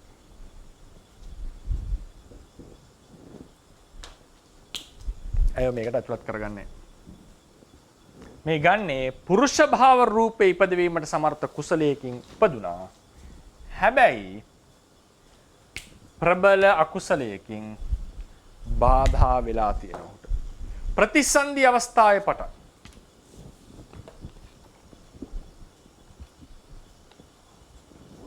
ප්‍රබල අකුසලයකින් බාධා වෙලා තියෙනවා. ප්‍රබල අකුසලයකින් බාධා වීම නිසා මෙයාගේ ක්වොලිටි බැහැලා තියෙනවා. අඩු වෙලා තියෙනවා. ඒ දුර්වල වෙච්ච එකෙන් තමයි මේ ස්ත්‍රී භාව රූප උපදවන්නේ. මෙතන උනේ එහෙම නෙවෙයි. දුර්වල වෙන කලින් තමයි පුරුෂ භාව රූප ඉපදුවේ. මේක පහර දුන්නාම තමයි උපදවන එක නතර වෙලා ස්ත්‍රී භාව රූප උපදවන පටන් ගත්තේ දුර්වල වෙච්ච අවස්ථාවේ. දැන් මෙයා ස්වභාවයෙන්ම දුර්වල වෙලා තියෙනවා. ස්වභාවයෙන්ම දුර්වල වෙලා. ඒ ප්‍රතිසන්දි අවස්ථාවේම බාධා ඇවිල්ලා. දැන් මොකද්ද වෙන්නේ? අනිත් පැත්ත. කුසල කර්ම සිද්ධ වෙනවා මෙයා අතින්. කාමීච්ඡාචාරයෙන් වැළකීම. ඊට පස්සේ බ්‍රහ්මචර්ය වාසය. පුරුෂාත්ම භාවයේ පතාගෙන කුසල් කිරීම. ඒකෙන් තමයි මම ගන්නේ අර පුරුෂාත්ම භාවයට හේතුන කුසල් තියනවා කියලා. ඒ වාක්‍යය. ඒ කුසල් තිබීම. මෙන්න මේ කියන කරුණු පුරුෂාත්ම භාවය පතාගෙන කුසල් කරනවා. එයා කවදා හෝ පුරුෂයෙක් වෙම්මා කියලා. බ්‍රහ්මචර්ය වැළකීලා ඉන්නවා. බ්‍රහ්මචර්ය ඉදිලා ඉන්නවා සමාවෙන්න. මිත්‍යාචාරයෙන් වැළකීලා ඉන්නවා. මේ වගේ යනකොට මෙයා ලොකු කුසල ටිකක් රැස් කරනවා. මොකද වෙන්නේ? මේ කුසල ටික මේ දැන් කරන කුසල ටික මොන පාටද පිළිගන්නේ? හරි. තව කුසල් ටිකක් මෙයා කරනවා. ප්‍රබල කුසල් කරනවා. මේ කුසල වලින් මේ ප්‍රතිසන්දිදායක හිත කර්මය සිත නෙවෙයි කර්මය ප්‍රබල කරනවා. ඒක ප්‍රබල කරනවා. හරිනේ? ඒ ප්‍රබල කරනකොට මේ කර්මයේහි ක්වොලිටි වැඩෙනවා. මේකෙන් උදව් කරන නිසා වැඩෙනවා මෙයා. හරිනේ? අනිවාර්යම නෑ. ප්‍රාර්ථනා සහිතව කුසල් කරපු කෙනා එකක් වා කියලා කියන්නේ ටීකාවේ. හෝ බ්‍රහ්මචර්යාව මෛතුනෙන් වැළකීම. බ්‍රහ්මචර්යාව වැළකීම. විශේෂයෙන් භික්ෂුණීන් වහන්සේලාට. ඒකනේ වෙන්නේ සිද්ධි. හෝ ප්‍රාර්ථනා සහිතව කුසල් කිරීම. කාමීච්ඡාචාරයේ බ්‍රහ්මචර්යාව ආදී කුසල හෝ ප්‍රාර්ථනාවෙන් කුසල කර්ම සිද්ධ කිරීම. පුරුෂයෙක් වෙම්මා කියලා කුසල් කරනවා. මේ දෙකම අරන් තියෙනවා. මේ දෙක කරනකොට මේ කුසලය ප්‍රබල වෙන්නට පටන් ගන්නවා. ඒ ප්‍රබල වෙනකොට ඔන්න දැන් තමයි කතා වෙන්නේ. ප්‍රබල වෙනකොට මේ කුසලය ඔන්න බලන්න. මේ බාධා කරපු අකුසලයට වඩා ප්‍රබල වෙනකොට මේ කුසලය බාධා කරපු අකුසලයට වඩා ප්‍රබල වෙනකොට මේ බාධකය දුර වෙනවා. එකල්හි මොකද වෙන්නේ? ඒ බලවත් වෙච්ච කුසලය පුරුෂ ස්වභාවයෙන් මොහුට තිබුණේ පුරුෂ භාව රූප පුදවන්න හැකියාවක්. ඒ හැකියාව මතුවෙනවද? හරියට වැහිලා තිබිච්ච රත්තරන් ටික වැහිලා තිබුණා මොන හරි දෙයකින් ඒ ටික ඉවත් වෙනකොට රත්තරන් මතුවෙන්න වගේ ඒ හැකියාව මතුවෙන්න පටන් ගන්නවා. දැන් මොකද්ද වෙලා තියෙන්නේ? ප්‍රබල වෙච්ච කුසලයෙන් තමයි පුරුෂ භාව රූප පිහිටි. හැබැයි අපි කිව්වා දුර්වල අකුසලයෙන් මේක නතර වුණා කියලා. ඒක කොහොමද විස්තර කරන්නේ? ඒක මෙතන තමයි වැදගත් වෙන්නේ. ප්‍රතිසන්දියේදී බාධා කරපු අකුසලය ප්‍රතිසන්දි කුසලය ප්‍රබල වෙනකොට ඒ කුසලයට වඩා දුර්වල වූ කල්හි ඒ කුසලයට වඩා දුර්වල වූ කල්හි තමයි ස්ත්‍රී භාව රූපය උපදින්නේ නැත්තේ. නෑ. එහෙම නෑ. කාමීච්ඡාචාරයෙන් වැළකීම, භ්‍රමචර්යාව හෝ පුරුෂාර්ථ භාවය පතා කුසල කිරීම. මොනවද සාමාන්‍ය කියති. හරිනේ? එතකොට දැන් කරදරය ආවද? මෙතන කියනවා ප්‍රබල අකුසලයෙන් දුර්වල අකුසලයෙන් නැති වුණා කියලා කියනවා. දුර්වල අතුරේ නැසුණා කියන එකේ තේරුම බාධා කරපු ප්‍රබල අකුසලය මේකට සාපේක්ෂව දුර්වල වුණා. ඇයි මේක එන්නේ ප්‍රබලයි දැන්? මේක ප්‍රබල වුණා. මේ අකුසලයෙන් ස්ත්‍රී භාව රූප උත්පදිනක නතර කරා නොවේයි. ඔන්න ඔතනයි කතාව. ඒක අර්ථකථනය කරන්නේ මේ විදිහට. මේ අකුසලය මෙයාට සාපේක්ෂව දුර්වල වූ කල්හි තමයි ස්ත්‍රී භාව රූපේ නතර වෙන්නේ. සැබවින්ම වෙලා තියෙන එක දුර්වල වෙච්ච කල්හි එක වෙලා තියෙන. එහෙම නැත්නම් මේ අකුසලය කරලා තිබුණේ මොකද්ද? පුරුෂ භාව රූප දවන්න සමර්ථ කර්මයේ ඒ හැකියාව විහෙත සාමර්ථ්‍ය නැති කරලා මෙයා ආවරණයක් වෙලා තිබුණා. ඒ ආවරණයට වඩා මෙයා ප්‍රබල වෙනවා දැන්. ඒ ප්‍රබල වෙනකොට තමයි ඔහුට පුළුවන් උනේ පුරුෂ භාව රූප උපදවන්නට. හරිනේ? එතකොට කොහොමද ස්ත්‍රී භාව රූපයේ දුර්වල අකුසලයකින් නැති වුණා කියලා කියන්නේ? බාධා කරපු අකුසලයේ දුර්වල වූ කල්හි කියලා අර්ථ ගන්නවා. දුර්වල වූ කල්හි. මේක තමයි ථේරවාදී ටීකාවල අර්ථ විවරණය. ඒ අර්ථ කතා පාඩේ. ඒක ඉන්නේ සාරාර්ථ දීපනී ටීකාවේ. ඒක විස්තරය පිටු 100 පොතේ 2 101 හෝ 102 පිටු දෙකටම යන්න ඕනේ. මම සම්පූර්ණ විවරණය දුන්නේ නැහැ. ටික දිගයි ඒක. ඒක දිගයි. ඒ පිටු බලලා අර්ථය ගන්න. ඒතර මේ තමයි මේ විස්තරය. ඊට පස්සේ එන්න පිටුව 3 අපි හෑන්ඩ් අවුට් එකේ. ඒකේ බලන්න පළවෙනි ලොකු ඡේදයක් තියෙනවනේ. ඒකේ ෆුට්නෝට් නම්බර් 7 තියෙනවනේ මැද හරි. නම්බර 7 කියලා එක. මැද හරියදී. එතනින් ඉඳන් කියනවා. එබැවින් ධම්මසංගණී අටුවාවෙහි දුර්වල අකුසලයකින් ස්ත්‍රී භාව රූපය අතුරුදාන් වන බව කියන ලදී. සැබවින්ම මෙහිදී සිදුවී ඇත්තේ පුරුෂ භාව රූප ඉපදවීමට සමර්ථ කුසල කර්මයට බාධා කළ අකුසල කර්මය. එම කුසල කර්මයට වඩා දුර්වල වූ කල්හි ස්ත්‍රී භාව රූප අතුරුදහන් වීමයි.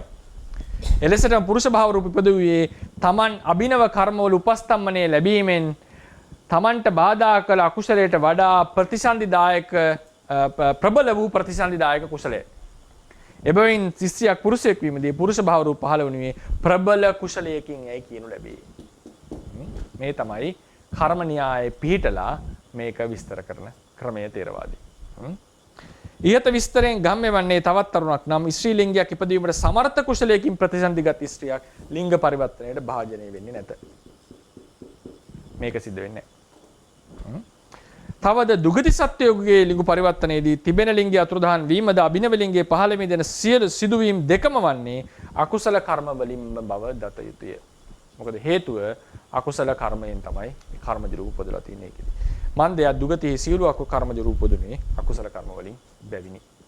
ඒ නිසා ඒක විස්තර කරලා නැහැ. ඒක පාදේ ඒ අර්ථය විතරයි ටීකාවේ දෙන්නේ. නමුත් ඒක විස්තර කරන්න පුළුවන්. ඒක කරන්න ගියොත් ඒක වෙනම ලොකු පාඩමක් වෙනවා. ඊට පස්සේ එනවා ඔන්න සිද්ධියක්. සැබවින්ම වෙච්ච සිද්ධියක්. විනය පිටකයේ දන්නවා අපි නේද? පරාජිකා පාළේ විනීත වස්තුවේහි භික්ෂුවක් ස්ත්‍රියක් වෙනවා, භික්ෂුණියක් පුරුෂයෙක් වෙනවා. ඒ වෙලාවේදී බුදුරජාණන් වහන්සේ කියනවා නැවත උපසම්පදා කිරීම අවශ්‍ය වන්නේ නැහැ. ඒ භික්ෂුණියට කෙලින්ම භික්ෂු සීලයට පැමිණෙනවා. භික්ෂුව භික්ෂුණී සීලයට පැමිණෙනවා. ඒ උපාධ්‍යයන් වහන්සේගෙම නේද? ඒ උපාධ්‍යයන් වහන්සේගෙම ඒ පාවයට පැමිණෙනවා. ඊට පස්සේ ඇවැත්වල සමා පොදු ඇවැත් සහ පොදු නොවන නැවත කියලා බෙදීම සාධාරණවත් අසාධාරණවත් වලින් බෙදීම අරන් තියෙනවා. මේක වෙනම විනය පාඩමක් තියෙනවා ඒක සම්බන්ධ. එතකොට මෙතන අපි දැන් අභිධර්ම කොටසට එනවා මේ. ඒක විස්තර කරනකොට මෙතන අටුවාවේ සහ ටීකාවේ කියන දෙකේම කතා කරලා තියෙනවා. ලිංග පරිවර්තනය වුණේ එක රාත්‍රියකින්. අද රාත්‍රියේ නිදා ගන්න ගියාම පහවදා දැනගන්නවා මේක වුණා කියන එක. එක රාත්‍රියෙන් වුණා කියන එක. අපි සාමාන්‍යයෙන් අද දන්න සිද්ධියක් තමයි ස්වභාවික ලිංග පරිවර්තනය කියන එක මාස ගාණක් අවුරුදු ගාණක් යන process එකක්. මාස ගාණක් අවුරුදු ගාණක් යන process එකක් තමයි අද කාලේ අපි අත්දකින සාමාන්‍ය සමාජයේ සාමාන්‍යයෙන් තියෙනවා ඒක නේද? ඒ පරිවර්තනය ඒකට විද්‍යාත්මකව ඒ නම් පරිවර්තනයක් තියෙන. ඒකට කාලයක් යනවා මේ පරිවර්තනය සිද්ධ වෙන. එකපාර සිද්ධ වෙන එකක් නෙවෙයි. නෑ. සත්කමින් කරන එක ඒක ඉක්මනට කරගන්න පුළුවන්. මේ ස්වභාවික පරිවර්තනය වෙනවා කියන්නේ. ඒ කාලයක් යන සිද්ධියක් ලෙස තමයි අද සලකන්නේ. එයාගේ මේවා සිද්ධ වෙන එක. ඉතින් සමහර විට මම මේකට විස්තර උත්තරයක් දෙන්නේ නැහැ. මේක අද කාලේ සිද්ධ වෙන අපි S2කට දකින්න එකත් එක්ක බැලුවොත් මේ එදා ඒ වෙන්නේ මොකද්ද? භික්ෂුව ඇවිල්ලා කියනවා මම කාන්තාවක් වුණා කියලා. භික්ෂුන්ට. එහෙමනේ වෙන්නේ නේද? භික්ෂුණිය ඇවිල්ලා කියනවා මම පුරුෂයෙක් වුණා කියලා. ඇවිල්ලා කියනවා භික්ෂුන් වහන්සේලාට. මේ සිද්ධිය එක රාත්‍රියකදී වෙන්න ඇති. මොකද්ද මේ වාත්‍යයේ එක වෙලාවක තමයි යාට තීරණය වෙන්නේ දැන් මම පුරුෂයෙක්. දැන් මම ස්ත්‍රියක් කියන හැඟීම ඔහුට එක වෙලාවක එන්න ඇති අනිවාර්යයෙන්. එදාට තමයි ඇවිල්ලා පවසන්නේ. නමුත් මේ ක්‍රියාවලිය ජීව විද්‍යාත්මකව අපි දන්නවා කාලයක් යන ක්‍රියාවලියක්. එක පාටම මේක පරිවර්තනය වෙනවා කියන එක අද කාලේ සාමාන්‍යයෙන් එහෙම සිද්ධ වෙන්නේ නැහැ. ඒක අපි දන්න සිද්ධියක්. ඒතර අපිට නිකන් ප්‍රායෝගික මම කියන්නේ අසාමාන්‍ය දේවල් ලෝකෙ සිද්ධ වෙන්න පුළුවන්. ඒ නිසා ඒක අපි පැත්තකින් තියෙනවා.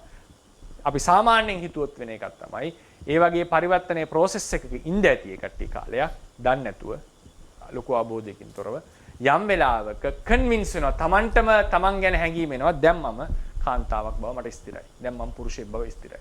ඒ වෙලාවට ගිහිල්ලා අනිවාර්යෙන් පවසන්නට ඇති. එතකොට ඒක මම නිකන් පෞද්ගලික අදහසක් ලෙස කියන්නේ. ඒකයි ඒ ඡේදයේ අවසානයේ දක්වලා තියෙන්නේ කළු පාටිලේ තියෙන්නේ ඒ quotation එක පෙළේ තියෙන. නමුත් ලිංග පරිවර්තනය එක් රාත්‍රියකින් සිදු නොවන බව පැහැදිලි. අද කාලේ තියෙන තොරතුරු අනුව. ඒ වගේම මෙම සංසිද්ධියකින් කියවෙන ලිංග පරිවර්තන අවස්ථාව නම් එම භික්ෂුව සහ භික්ෂුණිය තම තමන්ගේ ලිංගයන් පරිවර්තනය වූ බව තමන්ට සනාථ වූ අවස්ථාව විය යුතුයි. ඒක ස්ථිර නිගමනයක් නෙවෙයි දෙන්නේ. එහෙම තමයි හැඟෙන්නේ සාමාන්‍යයෙන්. එක පාරක රාත්‍රියකින් මේක සර්ව සම්පූර්ණයෙන් පරිවර්තන වෙනවා කියන එක හිතා ගන්න අමාරු සිද්ධියක්. මේ වගේ ඍතුජ රූප පරම්පරාව. ඒක ඍතුජ රූප පරම්පරාව මේ තරම් පරිවර්තනයකට ලක් වෙනවා කියන එක හිතා ගන්න අමාරු එක රාත්‍රියකදී. නමුත් අපිට වැදගත් වෙන දේ තමයි ලිංග පරිවර්තනය කියන එක බුදුදහමේ පිළිගත් දෙයක්. ඒ දෙය පිළිඅරන් තියෙනවා. කොහොමද වෙන්නේ කියලා කර්මානුරූප විස්තර කරගන්නට පුළුවන් කර්මයට බහලා අපිට. ඒක තා වැදගත්. ඒක වෙන්නේ එක රැයකින්ද මාස ගානකින්ද කියන එක ගැන ප්‍රශ්නයක් තියෙන්නට පුළුවන්. නමුත් මේ සිද්ධිය විය හැකි බව වෙන බව කර්මානුරූපව සහ සංසිද්ධි අපිට තේරවාද ත්‍රිපිටකයෙන් සහ අටුවාවලින් කොතෙකුත් ඒක කොතෙකුත් කියන්නේ සැලකිය යුතු ප්‍රමාණයක් හම්බෙලා තියෙනවා.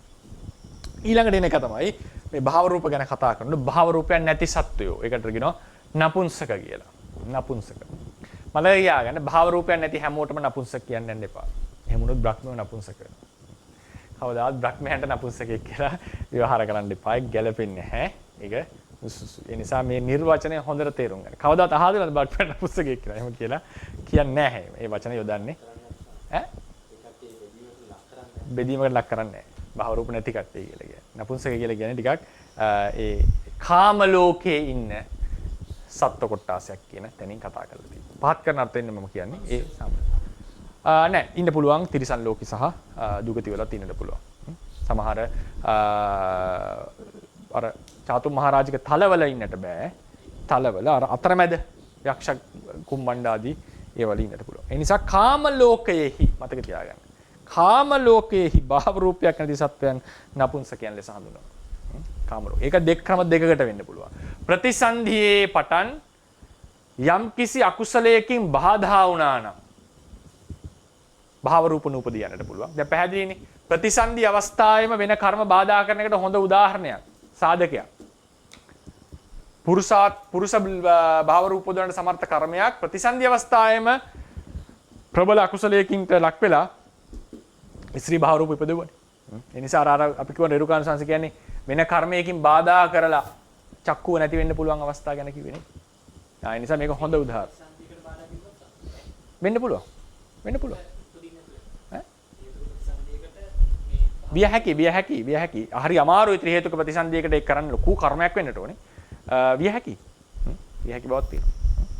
ඉතින් ඒ නිසා ඒක මේ මෙතනත් වෙලා තියෙන හැම තැන. ඒ නිසා ඒක ඒකාන්තයෙන් මම කියන්නේ විය හැකි බවක් පේනවා. වෙනත් ප්‍රතිසන්දිය නම් ප්‍රතිසන්දායක කර්ම වෙනත් අකුසල කර්මයකින් දුර්වේම නිසා හෝ දුර්වල ප්‍රතිසන්දියක් ලැබේ.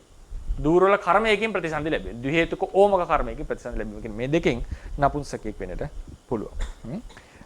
ඒ වගේම මගේ පෞද්ගලික අදහසක් ලෙස කියන්නේ ලිංග පරිවර්තනය වුණාසේ ප්‍රවෘත්තියේදීත් යම් අකුසලයක් ඉදිරිපත් වෙලා ප්‍රතිසන්දිදායක කර්මයන්ට බාධා කරලා භාව රූප ඉපදවීම නතර වීමත් විය හැකි බවක් වේ. මේ ලිංග පරිවර්තනය වන්නාසේ සසරින් ආපු බලවත් අකුසලයක් ඉදිරිපත් වෙලා ජීවත් වෙලා ඉන්නකොට භාව රූප ඉපදීම නතර විය හැකි. තොරතුරු නැහැ. ඒකට තොරතුරු නැහැ. විය හැකි බවක් පේනවා. හැකි බවද පෙනේ කියන මල්ලිද. හැකි බවද පෙනේ. ඒක පෞද්ගලිකව හිතෙන දෙයක්, පෙනෙන දෙයක්. විමසන්නට තියෙන. විමසන්නට. මේ වගේ දෙයක් වෙන්න පුළුවන් නම් විය හැකි බවක් තමයි හැඟෙන්නේ. විය හැකි බවක් තමයි හැඟෙන්නේ. ඒ වගේම එකක් තියෙනවා අපේ විනය අටුවාව අපිට එනවා ඕපක්කමික පණ්ඩක කියලා කතාවක්. ඕපක්කමික පණ්ඩක කියලා. ඒක සාමාන්‍යයෙන් කියන්නේ පුරුෂයෙක් තියෙන වෘෂණ කෝෂය ඉවත් කරාම ඒ සිද්ධ වෙන භාවය. ඒක ගැන විමති විනෝදිනී කියන ටීකාවේ ආචාර්යවරුන්ගේ මතයක් ලෙස දක්වලා තියෙනවා. ආචාර්යවරුන්ගේ මතයක් ලෙස දක්වලා තියෙනවා මොනවද මේ වෘෂණ කෝෂ ඉවත් කරාම සෝ ඒවා විනාශයටපත් වුණාම කාලයක් යනකොට කොපමණ කාලයක්ද කියලා දක්වලා නැහැ. ඒක ශනික ලෙස වගේ තමයි හැඟෙන්නේ. මම මේක සාමාන්‍යයෙන් කාලයක් කියනවා දන්න. මොකද ඒක සාමාන්‍යයෙන් කාලයක් යන process එකක් අපි S2කට දකිනකොට. කාලයක් යනකොට භාව රූප උපදින එක නතර වෙනවා උට. ඒක ආචාර්ය මතයක් ලෙස තියෙන. ඒක ස්ථිර කරපු එකක් නෙවෙයි. ඒක සමහරව කියනවා මේ භාව රූප දෙන එක නතර වෙනවා. ඇත්තම ආචාර්යවරු. මේකට අදාළ නිසා මම ගත්තේ පන්තුරුකාව. භාව රූප දෙන එක නතර වෙනවා. ඒ නතර වුණාම ඔහු භාවයක් නැති කෙනෙක් බවට පත් වෙනවා. භාවයක් නැති කෙනෙක් බවට පත් වෙනවා. ඇතම් ආචාර්ය මතයක්.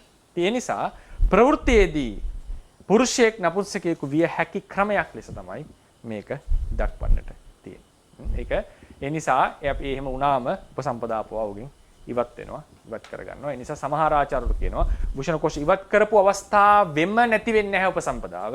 ඒ අභාවක භාවයට ආපු වෙලාවේ තමයි ඒක නැති වෙන්නේ කියලා කියනවා. ඒක නපුංසක ගණයට වැටෙන එකක් කියලා. ඒ නිසා ඒ තවත් තොරතුරක් තේරවාදයේ තියෙනවා. අවසාන එක තමයි උබතෝ භ්‍යංජනක කියලා කියන්නේ. උබතෝ භ්‍යංජනක කියලා කියන්නේ භාව රූප දෙකක් තියෙන කෙනෙක් නෙවෙයි. භාව රූප දෙකක් තියෙන කෙනෙක් ගැන ත්‍රිපිටකේ නැහැ. මොකද හේතුව යමකේ එනවා පාඩයක්. යමකේ පාට එනවා. යස්ස පුරිසින්ද්‍රියං උපජ්ජති තස්ස ඉත්තින්ද්‍රියං උපජ්ජති इति no. no කියලා කියන්නේ ඉංග්‍රීසි no කියන එක නෙවෙයි. නැහැ කියන එක. ඒක ඉංග්‍රීසියෙන් කිව්වත් කෙරුවක් කමන්නේ නැහැ. හරි පාලියේ no කියන අර්ථ දෙකම ගන්න පුළුවන්. ඉංග්‍රීසි no කියන එක. එතකොට යමෙකුට පුරුෂේන්ද්‍රිය පහළ වේ නම් ඔහුට ස්ත්‍රීන්ද්‍රිය පහළ වෙයිද නැහැ කියන. ඊට පස්සේ කියනවා යස්සවාපන මුලින් මෙන්න යස්ස ඉත්තින්ද්‍රියං උප්පජ්ජති තස්ස පුරුෂේන්ද්‍රියං උප්පජ්ජති इति no. ස්ත්‍රීන්ද්‍රිය උපදිනවා නම් කමකට පුරුෂේන්ද්‍රිය උපදිද නැහැ. යමකේ කියලා කියන්නේ යුගලයනේ. ඒතර ප්‍රශ්නයක් ඇහුවනම් අනිත් පැත්තට ප්‍රශ්නයක් කරනවා. ඉස්සෙල්ලා ස්ත්‍රීලිංගය උපදිනකොට පුරුෂේන්ද්‍රිය උපදිනවාද කියලා. ඊට පස්සේ යස්සවාපන පුරුෂේන්ද්‍රියං උප්පජ්ජති. යමකට පුරුෂේන්ද්‍රිය උපදීද තස්ස ඉත්තින්ද්‍රියං උප්පජ්ජති इति no. යමකට පුරුෂේන්ද්‍රිය උපදිනකොට ස්ත්‍රීන්ද්‍රිය උපදීද නැහැ. ඒ නිසා තමයි ථේරවාදයේ කියන්නේ භාව රූප යමක පාඨය තමයි ප්‍රධානම සාධකය. භාව රූප දෙකම උපදින්නේ නැහැ. උබතෝ ව්‍යංජනයගේ පව. උබතෝ ව්‍යංජනකයා යනු ලිංගේන්ද්‍රිය දෙකම තියෙන කෙනා. ලිංගේන්ද්‍රිය දෙකම තියෙනවා. ඒකට කියනවා හර්මොපොඩයිට් නැත්නම් ඉන්ටර්සෙක්ස් කියලා වචනය යොදනවා ඉංග්‍රීසියෙන්. මේ දෙකම තියෙනවා. ලෝකෙ ඉන්නවා එහෙමයි. ථේරවාදයේ හැටියට ඔවුන්ට තියෙන එක භාව රූපේ. එක භාව රූප වර්ගය. ඒ නිසා බෙදනවා ස්ත්‍රී උබතෝ ව්‍යංජනක පුරුෂ උබතෝ ව්‍යංජනක කියලා. එක භාව රූපයයි තියෙන්නේ. ඒ භාව රූපේ එන්නට හේතුව ඒ කොහොමද සමාන භාව රූපේ නෙවෙයි ඒ ව්‍යංජන දෙක ලිංගේන්ද්‍රය දෙක උපදිනට හේතුව විමත විනේදිනේ ටීකාවේ විස්තරයක් කරනවා මෙහෙමයි ඒක තේරුම් ගත යුත්තේ කියලා. එහෙමයි ඒක තේරුම් ගත යුත්තේ කියලා මේ වෙලාව අපි ඒක කතා කරන්න යන්නේ නැහැ. දැන් ඒක වෙනම මාතෘකාවක් වෙනවා. ඉතින් ස්ත්‍රී උබතෝ ව්‍යංජනක කියන එකේ නිර්වචනයක් තියෙනවා. මොකක්ද? තමන්ගේ ලිංගේන්ද්‍රය දෙක අතුරින් ස්ත්‍රී ලිංගේන්ද්‍රය ප්‍රකට එලෙසටම තමනුත් ගැබ්ගත හැකි අන් අයද ගැබ් ගැන්විය හැකි. සාමාන්‍යයෙන් හැංගෙන්නේ ස්ත්‍රී උබතෝ ව්‍යංජනයක් වුණා නම් තමන් ගැබ් ගන්නට අනිත් අය ගැබ් ගන්නට බෑ වෙන්නට ඕනේ කියලා. මෙතනදී කියනවා පුළුවන් කියලා. එහෙනම් තමයි ටීකා වෙන පාඩේ. ස්ත්‍රී උබතෝ ව්‍යංජනයකට දෙන්නෙක්ම තමනුත් ගැබ් ගන්න පුළුවන් අනිත් කෙනාවත් ගැබ් ගන්නන්න පුළුවන්. පුරුෂ උබතෝ ව්‍යංජනයක් යාගේ පුරුෂ ලිංගේන්ද්‍රිය ප්‍රකටයි නමුත් අන් කෙනෙක් ගැබ් ගන්නවන්න පුළුවන් තමන් ගැබ් ගැනීමක් නැත. මේක තමයි තේරවාදයේන විවරණය. ඉතින් කෙතෙක් දුරට ජීව විද්‍යාත්මකව ගැලපෙනවද නැද්ද කියන එක මට තේරෙන්නේ නැහැ. ඒක සම්බන්ධයෙන් මේ තොරතුරු ටික තමයි මම ඉදිරිපත් කරේ. මේක සම්බන්ධයෙන් තව තොරතුරක් ලෙස කියන්න තියෙන්නේ කොහොමද මේ ව්‍යංජන දෙකම හටගත්තේ කියන එක කර්මය නිසා. ඉතින් එක කර්මයකින් කොහොමද මේක උනේ කියන්නේ. ඒක අපි පැත්තකින් තියමු. මේ ටික තමයි අපිට කතා කරන්න තියෙන්නේ. අපි දවස් දෙකක්ම ගත්තා භාව රූපය කියන එක සම්බන්ධයෙන්. කතා කරන්නේ ප්‍රධාන වශයෙන්ම ස්ත්‍රී භාවය පුරුෂ භාවය කියන එකට ප්‍රධානම හේතුව රූප ශරීරයේ මේ භාව රූපයයි. ඒ භාව රූපය නිසා ශරීරවල විතරක් නෙවෙයි මනස්වල පවා යම් යම් වෙනස්කම් ඇති වෙනවා. කරන කර්මවල පවා යම් යම් වෙනස්කම් ඇති වෙනවා. ඒ වගේම ඒ භාව රූප කියන කර්මය නිසා උපදින දෙයක් කියන ස්ත්‍රී භාවය පුරුෂ භාවය කියන එක අපේ කර්මය නිසා ලැබෙන දෙයක්. ඒ වගේම මේ ස්ත්‍රී පුරුෂ භාවයේ සසරදී එකම විදිහට බොහෝ දුරට පවතිනවා. හරියට ඒක චක්‍රයක් වගේ. ඒකම තමයි එකිනෙකට ප්‍රත්‍ය වෙලා යන්නේ. ඒ වගේම අපි කතා කරා ඒ භාවයේ වෙනස් වෙන්නට පුළුවන් ක්‍රම සසරදී ප්‍රාර්ථනා වශයෙන්, කර්ම වශයෙන්, ධර්මතා වශයෙන් අවසානයේදී එක භවයක වුණත් මේක වෙනස් විය හැකි ණය ක්‍රමය. න්‍යාය කොහොමද තේරවාදී විස්තර කරන්නේ? අවසානයේදී අපිට හම්බ වෙනවා මොනවද? නපුංසක සහ උබතෝ ව්‍යංජන කියලා තවත් සත්ත්ව කොට්ටාස. සත්ත්ව කොට්ටාස කියලා කියන්නේ ඒ සත්වයන් අතරින් තවත් විශේෂ දෙකක් මේ භව රූපේ නැති ඒ කොටස නපුංසක භව රූප එක භව රූපයක් ඇති නමුත් ලිංගේන්ද්‍රිය දෙකක් තියෙන සත්ත්ව කොට්ටාස. මෙන්න මේක තමයි විශේෂ මාතෘකාවයි. තව තියෙනවා පණ්ඩක කියලා සත්ත්ව කොට්ටාසයක්. ඒක ගැන මම කතා කරන්න යන්නේ නැහැ. ඒකත් යම් සම්බන්ධයක් තියෙනවා මේ භව රූපයේ සම්බන්ධයෙන්. ඉතින් මේ හැම එකකින්ම අපිට තේරෙන්නේ භව රූපය කියන එක අපි අර්ථකථනය කළේ කොහොමද? ලිංග නිමිත්ත කුත්ත ආකල්ප. ඒ කියන්නේ ප්‍රධාන පෙනුම ශරීර අවයව, කුඩා ශරීර අවයව, අප්‍රධාන ශරීර අවයව, ක්‍රීඩා ආදී පිළිබඳ කැමැත්ත සහ ඉරියව් පැවැත්වීම මෙන්න මේ කියන දේවල් සම්බන්ධයෙන් ඇතිවන්නා වූ ඒ බලපෑම් වෙනස ඇති කරපු ධර්මය තමයි මේ භව රූපය කියලා කතා කරලා තියෙන්නේ. එතකොට ඒවා දකිනකොට ඒ අනුසාරයෙන් මේ භව රූපය අපි තේරුම් ගන්නවා. භව රූපයේ දක්වලා තියෙන හුදු ලක්ෂණයකට වඩා අර ලිංග ආදී කෙරෙහි තියෙනා වූ හේතුව බීජ භාවයෙන් පවතින දෙයක් ලෙස තමයි සේරවා සම්ප්‍රදායේ විස්තර කරලා තියෙන්නේ. ඉතින් අපි විපස්සනා වඩනකොට ස්ත්‍රී පුරුෂ භාවයේ වෙනස්කම මේ ලක්ෂණ වලට වෙනස් වෙච්ච යම් හෝ හේතුවක් මේක ඇතුලේ තියෙනවා කියන එක තේරුම් ගන්න ඕනේ. ථේරවාදයේ හැටියට මේක කර්මය නිසා උපදින්නා වූ දෙයක්. කර්මය නිසා උපදින්නා වූ දෙයක්. නාම රූප પરම්පරාව සිදෙනකොට ඒක බලවේදී මේ භව රූපයත් එක්කම විනාශ වෙලා යනවා. ඒ නිසා ඒක ථේරවාදීන්ගේ හැටියට දෙවියෙක් විසින් තීරණය කරපු දෙයක්වත් ඉබේ වෙච්ච දෙයක්වත් නෙවෙයි. ඒකට ප්‍රධානම හේතුව ඒ කලින් භවවල තිබුණා වූ තෘෂ්ණාව. හැබැයි තෘෂ්ණාව පමණක් නෙවෙයි කර්මයේත් යම් බාධා යම් බලපෑම් තිබිලා බාධා වෙච්ච අවස්ථා එහෙම තිබිලා තියෙනවා ඒ භව. ඒ නිසා ඒ අර කර්ම තෘෂ්ණා ආදී දේවල් සියල්ල සම්පූර්ණ වෙච්ච තැන තමයි කර්මජ රූප පිළිබඳව පරිපූර්ණ අදහසක් එන්නේ. ඒවා අපි ඉදිරියේදී කර්ම පාඩම කතා කරනකොට යම් අදහසකට එන්නට පුළුවන්. ඒ නිසා මම පාඩම අවසන් කරනවා දේශනාව. අපි හෙට දවසේදී අලුත් මාතෘකාවක් වෙනවා වස්තු රූප කියලා ප්‍රශ්න අහන්නට අපි අවස්ථාව ලබා දෙනවා. කෙනෙක් ඉපදිලා මැරිලා ඒ අතරේ පරිවර්තන සිද්ධ වෙනවානේ. ඔය කරපු කර්මය අනුව ආත්ම ගානක් කරකම් මේක සිද්ධ වෙන්න පුළුවන්. පුළුවන්. සමහර අය කෙලින්ම මේ shift වෙලා යන්න පුළුවන් කාලයක්. එහෙම. ඒකට කුසල් අකුසල් ඒමයි ගොඩක්ම shift වෙලා යනම මට තේරෙන හැටියට යනව නම් ඒක මේ දැන් අපි දුමු ස්ත්‍රිය පුරුෂයෙක් වෙන්න වගේ යනවා පුරුෂයෙක් ස්ත්‍රියක් වෙන්න වගේ යනවා කියලා ඒක දිගටම යන්න ඒක ගොඩක්ම යනවා නම් ප්‍රාර්ථනාව වැදගත්. කැමැත්ත. ඒ කැමැත්ත අවදි වුණොත් එහෙම දිගටම යනවා යා. ඒ නිසායි ප්‍රාර්ථනා විශේෂ අංගයක් ලෙස එන්නේ. දැන් ආනන්ද ස්වාමීන් වහන්සේගේ එහෙම වෙන්නේ ස්ත්‍රියක් නේ කර්මයේක බාධාවක් කරපු නිසානේ. ආපහු ටක් ගාලා මේ පැත්තට වැටෙනවා යා. හරි පැත්තට කියන්නේ පුරුෂ පැත්තට යාගේ ගති ස්වභාවික ගතියට වැටෙනවා. ඉතින් බැරි වෙලා හරි ස්ත්‍රී භාවයට ලෝක කැමැත්තක් ඡන්දයක් බලාපොරොත්තුවක් ඇතුළේ හිටියොත් එහෙම ඉන්නවා සමහර කෙනෙක්. එතකොට ඉතින් යා කෙලින්ම ඒ ට්‍රැක් එකටම කාලයක් තිස්සේ ගිහිල්ලා ස්ථාවර වෙයි. ප්‍රාර්ථනාවක් ආවොත් බොහෝ දුරට ප්‍රාර්ථනාව කැමැත්ත ඒකයි ඒක වෙනම දක්වලා තියෙන්නේ. ඒකට බර වෙච්ච භව ඒක වැදගත්. ඒකෙන් තමයි ගොඩක් කර්මය කියන එකෙන් සමහරලාවට මේ දැන් නේ කියන්නේ විපාක දෙනවා නමුත් කර්මය ෂය වෙනවනේ. කර්මයෙන් අර ස්ථිර භාවය ඇති කරනව අඩුයි. ස්ථිර භාවය එන්නේ කැමැත්ත උඩ තමයි ඇලිලා ඉන්නේ යා. ඉතින් ඒ නිසා ආනන්ද ස්වාමීන් වහන්සේගේ උනේ කර්මය කරපු නිසා පරිවර්තනයක් වුණා. නමුත් ඒ කර්මය ගෙවෙනකොට මට මතකයි ආත්ම භාව පහක් දවෝදනේ. ආත්ම භාව කීපයක්. ඒ ගිහිල්ලා මට මතකයි පහක් කරේ පහක් තමයි මට මතක. ලොකු ප්‍රශ්න වලට මුහුණ දෙනවා. ගිහිල්ලා අන්තිමට ඒක ක්ෂය වෙනකොට ආපහු සාමාන්‍ය පත්තරපත් වෙනවා. ඒ පරණ අකුසල කර්ම ඒ අකුසල ඉවර වෙලා. ඒ අකුසල ඉවර වෙලා.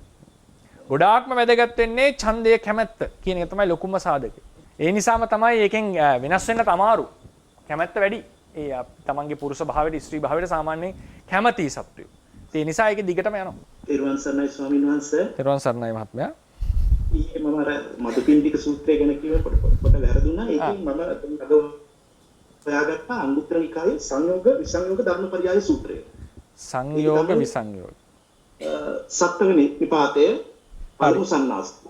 ඒක කියන්නේ මේ මහණෙනි ස්ත්‍රිය අධ්‍යාත්මික ස්ත්‍රී භාවය, ස්ත්‍රී ක්‍රියාව, ස්ත්‍රී ආකල්ප, ස්ත්‍රී මාන විදාව, ස්ත්‍රී ඡන්දය, ස්ත්‍රී සොරය, ස්ත්‍රී අලංකාරය මෙනෙහි කරන්නම් ඕ එහි ඇලේ නම් එහි අභිරමණය කරන්නම් ගමනය කළ ඕ පුරුෂ භාවය, පුරුෂ ක්‍රියාව, පුරුෂ ආකල්ප, පුරුෂ විද, පුරුෂ ඡන්ද, පුරුෂ ස්වර, පුරුෂ අලංකාරය මෙනෙහි කරන්නම් ඕ එහි රැඳී නම් එහි අභිරමණය කරයි නම් ඔහු ඇලුණු අභිරත ඕ බාහිර පුරුෂ සංයෝගය කැමති වේ නම් සංයෝග නිසා යම්සුව සොම්නසක් උපදී නම් එයත් කැමති වේ නම් මහණෙනි ස්ත්‍රීත්වයේ අභිරත සත්‍ය පුරුෂයන් කෙරේ සංයෝගයට ගියාවේ මහණෙනි ස්ත්‍රිය මෙසේ ස්ත්‍රීත්වය නොඉක්මවයි කියලා කියනවා. ඔව්. ඒ වගේම පුරුෂයාටත් ඒ වගේ කියනවා. එයා ඒක ප්‍රාර්ථනා කරන විහිදම තමයි දිගටම ඒක ලැබෙන්නේ. අනේ දැන් මේ අද ඉගෙනවන ස්වාමීන් වහන්සේ තෘෂ්ණාවේ හින්දා තමයි මේ ඒක යන්නේ කියලා නේද? ඔව් බොහොම පිං මේක හොඳ සූත්‍රයක්. ඒක අපි තවත් අධ්‍යයනය කරන්න. මම දැනන් හිටියේ නෑ මේ සූත්‍රය. මේ ඒකෙන් ගම්ම වෙනවා මේක ඉතින් අර ඉත්තිත්තං නාති වත්තති. මොකද එයා ස්ත්‍රී භවටම හේතු වෙන දේවල් කරන්නේ. පුරුෂයා පුරුෂ භවට හේතු වෙන දේවල් කරන්නේ. ඊට පස්සේ එයා තමන්ගේ ආත්ම භාවය සම්බන්ධයෙන් ස්ත්‍රී භවට කැමති. බාහිර ආත්ම භාව සම්බන්ධයෙන් පුරුෂයන්ට කැමති. මෙහෙමද කියන්නේ? බහිද්ධා පුරුෂින්ද්‍රියම් මනසක. අජ්ජත්තං ඉත්තින්ද්‍රියං බහිද්ධා පුරුෂින්ද්‍රියං. පුරුෂයා අජ්ජත්තං පුරුෂින්ද්‍රියං බහිද්ධා ස්ත්‍රීන්ද්‍රියං. එතකොට මේ අර කාම සංයෝගයේ තමන්ගේ භාවයටත් තමන්ගේ කාම වස්තුවටත් දෙකටම කැමති. එතකොට අනිවාර්යයෙන් මේ කට්ටිය ඒ කියන්නේ අර විශේෂයෙන්ම තමන්ගේකට කැමති. ඒකෙන් දිගටම දැන් කෙනෙක් ඒතර අහන්න පුළුවන් ස්ත්‍රියකට කැමති වුණොත් මොකක් වෙයිද කියලා. ඒ එතනට යනවට වඩා මට පේන්නේ ඔබතුමාත් කියනා වගේ මේ අර තමන්ගේ භවට ඒකට අභිරමණය කරනවා. ඒකට කැමති වෙනවා. ස්ත්‍රී භවට පුරුෂ භවට. ඒ බව ප්‍රධාන හේතුවක් සසර යන්නට. මේකේ අතිවත්තති නාතිවත්තති කියලා කියනකොට හැබැයි මෙහෙම එකක් තියෙනවා. ඊට පස්සේ එනවානේ කතංච බික්කවේ විසංයෝගෝ හෝති කියලා. න මනසිකරෝති අජ්ජත්තං. ඊට පස්සේ ඒවංකෝ බික්කවේ ඉත්තත්තං අතිවත්තති. ඉත්තත්තං අතිවත්තති කියන එක විස්තර කරනවා අටුවාවේ. ඒක විස්තර කරන්නේ මේ ඉත්තත්තං අතිවත්තති කියලා කියන්නේ අනිබිරතාති ඒවං වුත්තාය බල විපස්සනා අරියමග්ගම් පත්වා අතිවත්තති. ඒ නිසා සමහර විට මේ කියන්නේ මේ සසර ඉක්මවන්නේ නැහැ කියන එකත් මේ කිව්වා වෙන්න පුළුවන්. ස්ත්‍රී භාවයේ අතිවත්තනය කරනවා කියන එක අදහස් කරේ පුරුෂයෙක් වෙනවා කියන එකවත් පුරුෂයා ස්ත්‍රියක් වෙන එකක් කියන එක දැන් නාතිවත්තතිනේ අපි මුලින්ම කියුවේ නේද මහත්තයා? මුල් ඡේද දෙක. තුන්වෙනි ඡේදයේ හතරවෙනි ඡේදයේ තියෙනවා ඉක්මවනවා කියලා. ඉක්මවනවා කියන එකෙන් අදහස් කරලා තියෙන්නේ නිවනටපත් වෙනවා කියන. නිවනටපත් වෙනවා. ඒ නිසා මේකේ අර තවත් ගැඹුරු අර්ථයක් මේකේ තවත් ඉදිරියට තියෙනවා. ගැඹුරු අර්ථයක්. ඉතින් නමුත් මේකෙන් අර ඔබතුමා කිව්වා වගේ අපේ ස්ත්‍රී භවට පුරුෂ භවට තියෙන කැමැත්ත තම තමන්ගේ ප්‍රධාන සාධකයක් වෙනවා මේ සසර ගමනට. බොහොම පිං. සරස අවසරයි. ඊළඟ සනේ ආනන්ද මහත්තයා. මේ ගති සහ පුරුදු කියන දේවල් දෙකට සම්බන්ධ වෙනවද කොහොමද සම්බන්ධ වෙන්නේ සර්? මේ කියන්නේ මේ භාව රූපයටද? භාව රූපේ ගති සහ දැන් මෙතන මම කතා කරන්නේ භාව රූපය ඇතිවීම සම්බන්ධයෙන්. නමුත් සාමාන්‍ය කර්මයේදී නම් මේ ගති සහ පුරුදු කියන එකම කර්මය වෙනවද? අපි දන්නා චේතනාවේ කර්මය වෙන්නේ කියලා. බොහෝ විට නමුත් මේ ගති සහ පුරුදු ඒ කියන්නේ නිතර කරන දෙයක් ඒ බවටපත් වීමක් වගේ දෙයක් වෙන්න පුළුවන් වෙනවද සම්මාස? ඒකේ මොකද්ද දැන් අපි මෙහෙමනේ කියන්නේ පෘතුග්ජන සත්වයක්සෝ රහත් නොවිච්ච සත්වයේගේ සෑම ජවන චේතනාවක්ම කර්මයක් වෙනවා. හරිනේ? ඒ පරියායෙන් ගත්තම. එතකොට දැන් මොන තැනින්ද මේක එන්නේ කියලා මට තාම ක්ලියර් මදි ප්‍රශ්නේ. නෑ හරි. දැන් ඒ කියන්නේ අපි සාමාන්‍ය අපි නිතර කරන දෙයක්. ඒවා කර්ම වෙනවා. ඔය ඒවා කර්ම වෙනවා නේද? ඔව්. හැබැයි ඒවා අර ප්‍රතිසන්දිදායක කර්ම වෙන්නේ නැහැ. දැන් අපි හිතමු අපි ගිහලා හැමදාම උදේට දත් මදිනවා කියලා. දත් මදින එක ප්‍රතිසන්දායක කර්මයක් වෙලා නැහැ කොහෙවත්. නමුත් ඒක කරලා තියෙන්නේ එක්කෝ කුසල හිතකින් හෝ අකුසල හිතකින්. ඉතින් අන්තිමට කියන්නේ අන්තමසු සුපිනන්ත චිත්තම්. සිහින හිත පවා කර්මයක් වෙනවා. රහත් නොවිච්චයි. කර්මයක තියෙන නිර්වචනය තමයි සානුසය సంతානේ හටගත් අනුසය සහිත సంతානේ හටගත් සබ්භ්‍යාපාර ජවනේ. හොඳයි කියන්නේ. අනුසය දුරු නොකරපු సంతානේ හටගත් උත්සාහයෙන් හටගන්න ජවනේ. හැම ජවනයක්ම නෙවෙයි. මොකද සානුසය సంతානේ හටගන්න ඵලසිත තුනක් තියෙනවා. සෝවාන් සකදාගාමි අනාගාමි ඵලසිත. ඒවා කර්ම වෙන්නේ නැහැ. ඒවා ජවන. හැබැයි ඒවා සබ්භ්‍යාපාරනේ. සබ්භ්‍යාපාරයි කියලා නිකන් අර උත්සාහයෙන් ඒවා විපාකසිතනේ. ඒවා අභ්‍යාපාර. ඒ නිසා කර්මයක තියෙන නිර්වචනය තියෙනවා තේරවාදී. සානුසය సంతානේ හටගත් සබ්භ්‍යාපාර ජවන සිත් කියන එකයි කියන්නේ. ජවන චේතනාව තමයි කර්ම. ඒ නිසා හැම හැබිට් එකක්ම හැම පුරුද්දක්ම අපේ සාමාන්‍යයෙන් කර්මයක් වෙනවා. හැබැයි ප්‍රතිසන්දිදායකද නැද්ද කියන එක වෙනම කතාවක්.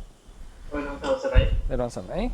කවදාවත් මේ වයිට් බෝඩ් එකේ අතර තියෙන පැහැදිලි කිරීම සම්බන්ධව ඒකේ අර පළවෙනියට තියෙන්නේ පුරුෂයා ස්ත්‍රියකට පරිවර්තය වෙන එකේදී ප්‍රබල අකුසලයකින් ඒක සිද්ධ වෙන්නේ. එතකොට අර ස්ත්‍රිය පැත්තෙන් තියෙන දුර්වල කුසලය කියන එක පොඩ්ඩක් පැහැදිලි කරන්න පුළුවන්ද ස්වාමීන් මොන කොතනද අර පළවෙනි එකේ පුරුෂයා ස්ත්‍රිය ඇයි දැන් භාව රූප පොදවන්නේ එකම කර්මයෙන්නේ භවයේ පුරාම. හරිනේ? ඒතර ප්‍රබල කුසලයකින් දැන් පුරුෂ භාව රූප උපෙද්දුවා. අකුසල කර්මයක් ඇවිල්ලා මේක දුර්වල කරානේ. එතකොට ඒ කර්මයෙන්ම තමයි ස්ත්‍රී භාව රූප උපදවන්නේ. හැබැයි දුර්වල වෙලා උපදවන්නේ. දුර්වල වෙච්ච නිසා.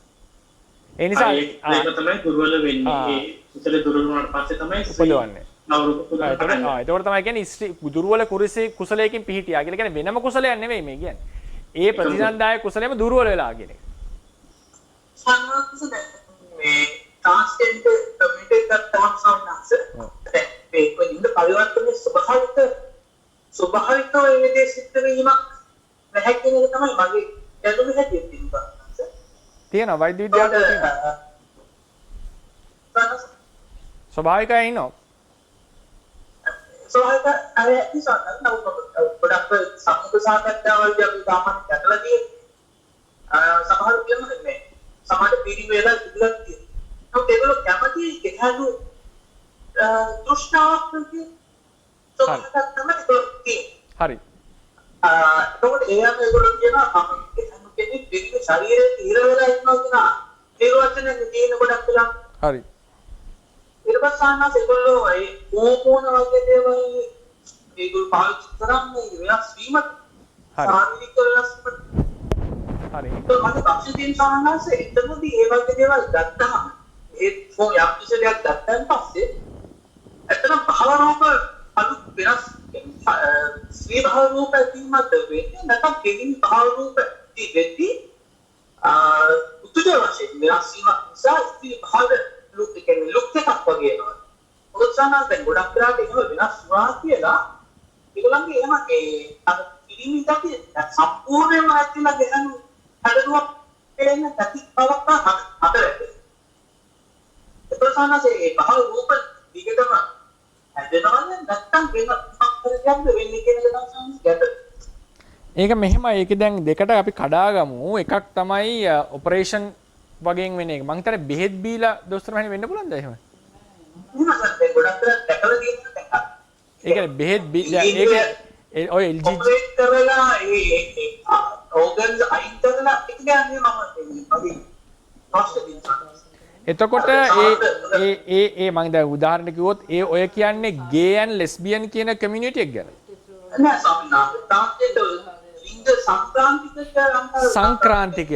සංක්‍රාන්තිකයා ස්වභාවිකව වෙන කෙනෙක් නේද?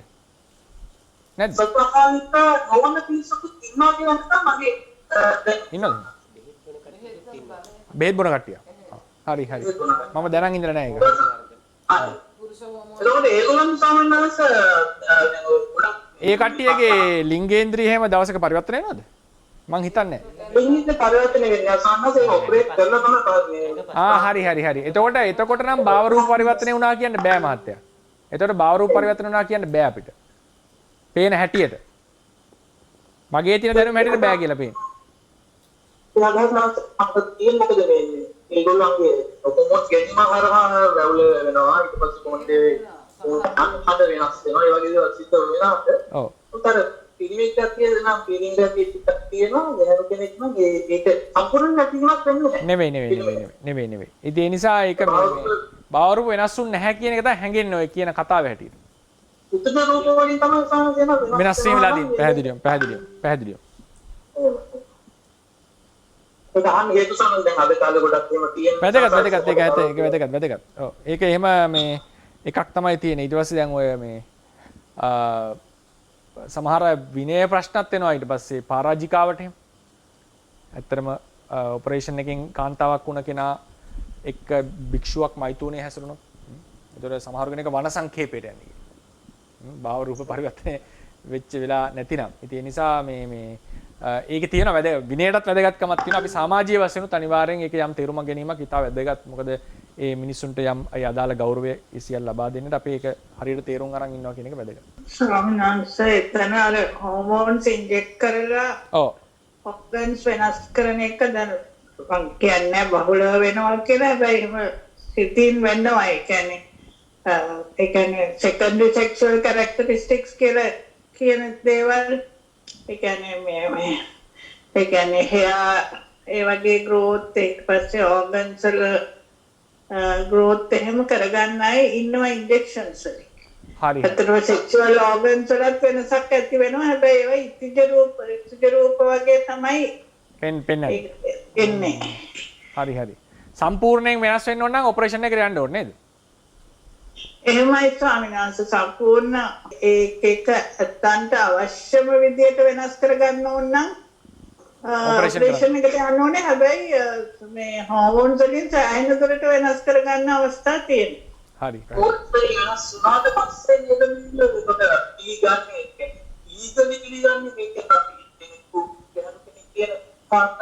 එතරම් මං හිතන්නේ සාමාන්‍යයෙන් මේ කොච්චර වෙනස් වුණත් එයාට හිතෙනවා නම් තාම මම කාන්තාවක් හෝ කාමම පුරුෂයෙක් කියලා. ඒ අවස්ථාවල ස්වාමීන් වහන්සේ කිව්වා වගේ ස්වාභාවිකව හෝ කෘත්‍රිමව හෝ එයාගේ හිතට සංතානයට හිතුණොත් දැන් තමයි මම මගේ මොනවා හරි හෝමෝන්ස් හෝ යම් කිසි වෙනස් කරපු වෙනස් වෙච්ච දෙයින් එයා සැටිස්ෆයි වෙලා මම දැන් පුරුෂයෙක් කියලා හිතුවොත් මම හිතන්නේ ඒ අවස්ථාවේදී ඒක අපිට බාර ගන්න පුළුවන්. ඒක සර්ජරි එකක් වුණත් මම හිතන්නේ මට එතන පැහැදිලි නැහැ. හැබැයි බොහෝ දුරට ඉතිජ රූප තමයි හැදෙන්නේ. හැබැයි යා දැන් අර කෘත්‍රිම ලෙස හරි එයාට හිතට හිතුනොත් මම දැන් ස්ත්‍රියක් කියව නැත්නම් මම දැන් පුරුෂයෙක් මම සම්පූර්ණ වුණා කියලා. එතකොට මම දන්නේ එතන කොහොමද ධර්මානුකූලව ඒක මේ විග්‍රහ කරන්නේ කොහොමද කියලා. මේ අඩු සමහර විට යාට ඒ තරම් දේවල් කරන්න හිතෙන්නේ නැත්තේ යාගේ කර්ම ප්‍රතිසන්දිදායක කර්මය දැන් හැම දිනාටම එහෙම හිතෙන්නේ නැහනේ. ඒ ප්‍රතිසන්දිදායක කර්මයේ යම්කිසි ස්වාභාවිකව හෝ එහෙම නැත්නම් එයාගේ කෘත්‍රිමව කරගන්න බලවත් පෙළඹවීමක් ඇතිවීම නිසා වෙලා එයාට හිතෙනවා නම් අන්තිමට මම පුරුෂයෙක් එහෙම නැත්නම් අනිත් පැත්තට මම ස්ත්‍රියක් කියලා ඒ වෙලාවේ ඒක සම්පූර්ණ වෙනවද කියන එක මට පැහැදිලි නෑ ස්වාමීන් වහන්සේ. ඒක සිතෙන් සිතිච්ච පමණින් ඒක ඊළඟට ප්‍රශ්නයක් කරනවා කොහොමද මිනිස්සෙක් ඒක තේරුම් ගන්නේ කියලා. මොකද නොලැබපු අත්දැකීමක්. ඉතින් මම දැන් කාන්තාවක් මම දැන් පුරුෂයෙක් කියන සිතවිල්ල කොහොමද කියලා මට නම් හිතා ගන්න බෑ ඒක. කොහොමද ඒක වෙනස එන්නේ කියලා. මොකද ඒක අපිට එක අත්දැකීමනේ ජීවිතේ තියෙන්නේ. ඒතර කොහොමද අපි ඒක තීරණය කරන්න කියන ප්‍රශ්නයක් වෙනවා හිත ඇතුලෙන්. ඉතින් අරකෙදී ඇවිල්ලා කියනවා මම දැන් කාන්තාවක් කියලා කතා පොත් දෙකේ තියෙනවා. ඉතින් ඒතකොට යම් වෙලාවක් එනවත් ඇති මෑනියු කියන්න වගේ ડોක්ටර් කියන්න වගේ මේක යම් ක්‍රමයකට කන්වින්ස් වෙන අවස්ථාවක් කියලා ඇති අනිවාර්යෙන්. මොකක් හරි හේතුවක් උත්. ඔව්. එතකොට ඒකේ දැන් ඊළඟ ප්‍රශ්නේ වෙන්න තැන තමයි අර බාහිර දේවල් කරලා අපිට භව රූපේ වෙනස් කරගන්න පුළුවන්ද කියන ප්‍රශ්නේ අහන්න වෙනවා. ඒතකොට භව රූපේ කියන්නේ කර්මයක්නේ. ඒතකොට ඒක කර්මයට බලපෑමක් වෙලා කර්මය වෙනස් වෙයිද ඒ ක්‍රියාවලින්ම කියන එක පොඩි ගැටලුකාරී තැනක්. අපි ඉන්ජෙක්ෂන්ස් අරගෙන ඔපරේෂන් එකක් කරා වුණත් භව රූප වෙනස් වුණාද කියලා. ඉතින් සාමාන්‍යයෙන් ඒ සමහර ධර්මය පිළිගන්න ආචාර්යවරුන්ගේ අදහසක් තමයි ස්වභාවික එක ප්‍රශ්නයක් නෙවෙයි ඔපරේෂන් මට්ටමින් ගියොත් ධර්මානුකූලව ඔපරේෂන් මට්ටමට ගියොත් තාම පුරුෂයෙක් හෝ තාම ස්ත්‍රියක් කලින් එකට තමයි ආරෝපණය කරන්නේ. සමහර ආචාර්යවරු ඔය විනය ප්‍රශ්නේදී ඔක අහන්නේ. එතකොට විනය ප්‍රශ්නේදී සංසර්ගයේ දුනොත් පරාජිකා භික්ෂුවක්. එතකොට ඒකෙදි තියෙනවා ඒ අදාළ ලිංගේන්ද්‍රියටම ඇතුළත් කරන්නට ඕන. වෙන සිදුරකට වුණා කියන එකෙන් අපිට පරාජිකා ආපත්‍තියට යන්නේ නැහැ.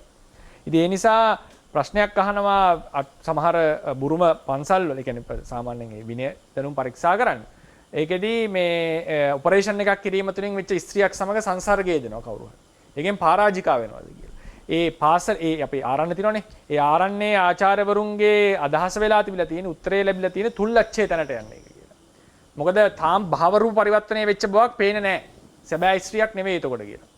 ඉතින් ස්වභාවිකයේදී එහෙම කතා නැහැ. ස්වභාවිකයේදී මම දන්නේ ස්වභාවිකයේ කොච්චර මට්ටමකට වෙනවද කියලා. ඒකටත් යම් උපකාර ඕන නැති බෙහෙත් ආදිය ඒක ශීඝ්‍ර කරගන්න අද තියෙන තත්ත්වය හැටියට. ඔව් ඒ කතාවේ තියෙන රෑම එක රෑයක වුණා කියලා. ඒක කොතෙක් දුරට ප්‍රායෝගිකද දන්නේ නැහැ මම. ඒක සාමාන්‍යයෙන් අද වෙන සිද්ධියේදී එහෙම එක රෑයකින් වෙච්ච සිද්ධියක් හිතන්න අමාරුයි. ඒක මාස ගානක අවුරුදු ගානක ප්‍රොසෙස් එකක් සාමාන්‍යයෙන්. ලිංග පරිවර්තනය කියන්නේ සාමාන්‍ය වෙන සිද්ධියක්. ඉතින් ඒක ඒ ස්වභාවික ක්‍රියාවලියේදී පරාජිකාවට වැටෙනවා. එතනදී කෙලින්ම ස්ත්‍රියක් ලෙස කෙලින්ම පුරුෂයෙක් ලෙස තමයි සලකන්නේ යාව. අර ඔපරේෂන් එකේදී තේරවාදයේ ඇතුලේ ඉන්න සාමාන්‍යයෙන් කියන්නේ ඒක ස්ත්‍රී පුරුෂ ගණය වෙනස් වුණා කියන සංඛ්‍යාවට යන්නේ නැහැ. භාව රූපේ ප්‍රශ්න නිසා තමයි කතා කරලා තියෙන්නේ. ඒ නිසා ඕක කොටස් දෙකකට කඩා ගන්න තේරවාදයේ හැටියට මම හැබැයි ස්ථිරවම කියන්නේ නැහැ උන් නැහැ වුණා කියන එකට. අරහම වාදයක් තියෙනවා කියන එක තමයි කියන්නේ. අවසරයි හඳුරන්නේ පෙරවන් තරණයි. මම දවස් කතා කරන්නේ.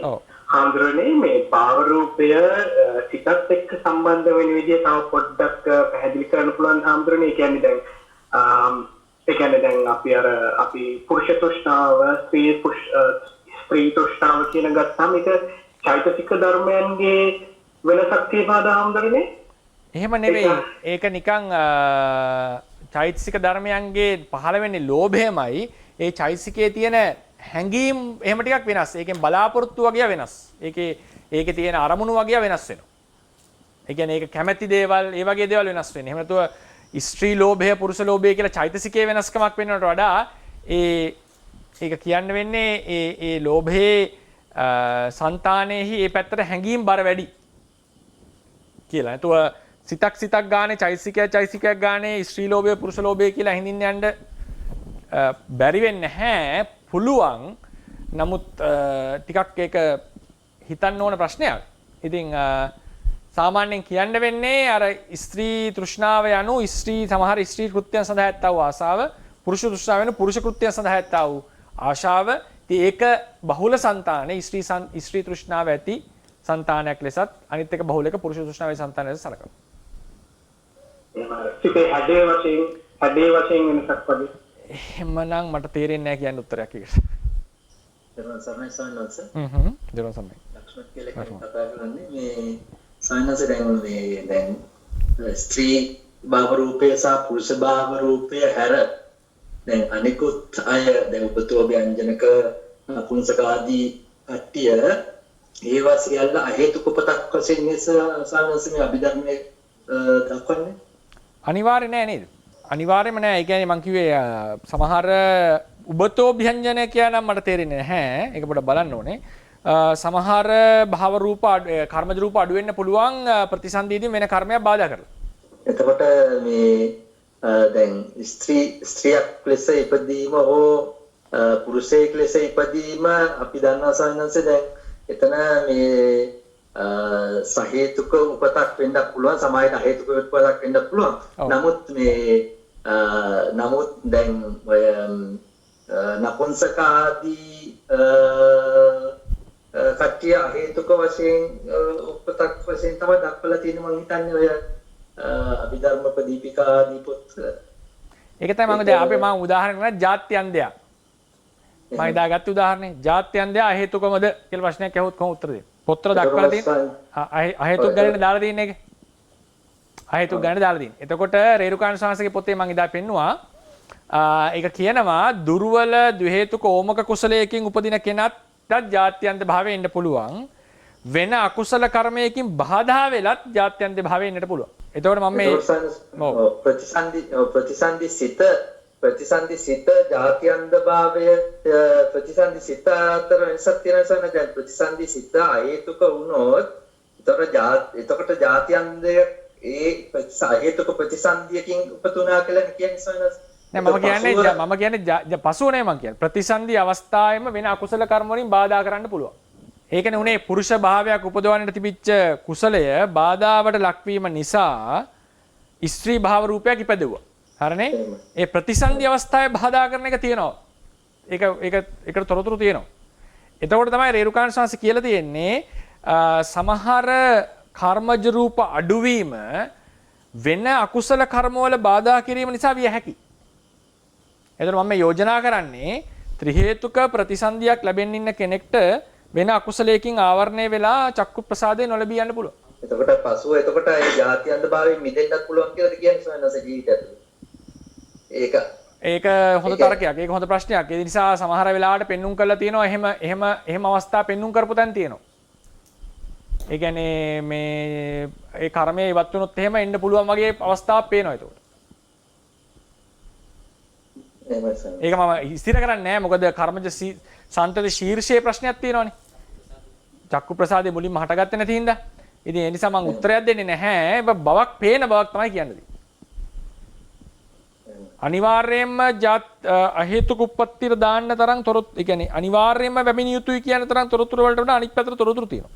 අවසරයි ස්වාමීන් වහන්සේ අර කොක්ලියේ ඉම්ප්ලාන්ට්ස් කියලා දාන ඒ වයින් කන හෙන්න ගන්නවා ඒකටම දැම්මට පස්සේ නේද? දැම්මට පස්සේ හැබැයි ඒක හැමදාටම බෑ. ඒ ළමයා පොඩි කාලේ කොක්ලියේ ඉම්ප්ලාන්ට් එක දැම්මහම කන හෙන්න ගන්නවා. හරි. ඒ වගේ වෙලාවක ඔය වගේ ප්‍රතිසන්දිදායක අවස්ථාවක බාහිර කර්මයකින් බාධා වුණා කියලා කියන්න පුළුවන් සමහර අවස්ථාවල. වෙන සමහර අවස්ථාවලදී එහෙම කරුණු හිතෙන අවස්ථා තියෙනවා. පැහැදිලිව. තෙරසන වහන්සේ ඊයම් පහතර අර කතා පොත මුලින් කෙනෙක් පස්සේ කෙනෙක් කියලා දරුවෝ කවදලා නැවත කෙනෙක් කියලා ඊට පස්සේ රහත් වුණා කියන්නේ. ඔව්. එතෙන්දී ත්‍රිවිධ ප්‍රතිසන්දියක් අනිවාර්යෙන් තියෙනවා රහත් වෙනවා නම්. හරි. යා ස්ත්‍රියෙක් හෝ පුරුෂයෙක් ගන්න ඉපදුනේ යා. හරි. නපුංසකෙක් නෙවෙයි යා. එතකොට ඒකෙදී මොනවද එයා පුරුෂයෙක් වෙලා කච්චායන ස්වාමීන් වහන්සේ කෙරෙහි රාගසිත ඇති කරගෙන ස්ත්‍රියක් වුණා. ඊට පස්සේ නැවත සමාව අරගෙන පුරුෂයෙක් වෙලා තමයි රහත් වෙන්නේ.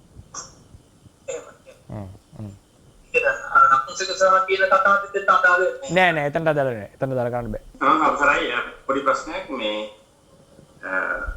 දැන් එක භාව රූපකින් සවනස මේ කෙනෙක් පහත් මේ කියන්නේ උපත්ති ලබන්නේ. හරි. නමුත් ඉන්ද්‍රිය දෙකම පිළිටන්නේ හේතුවක් මොනවද දක්වලා තියෙනවද සර්?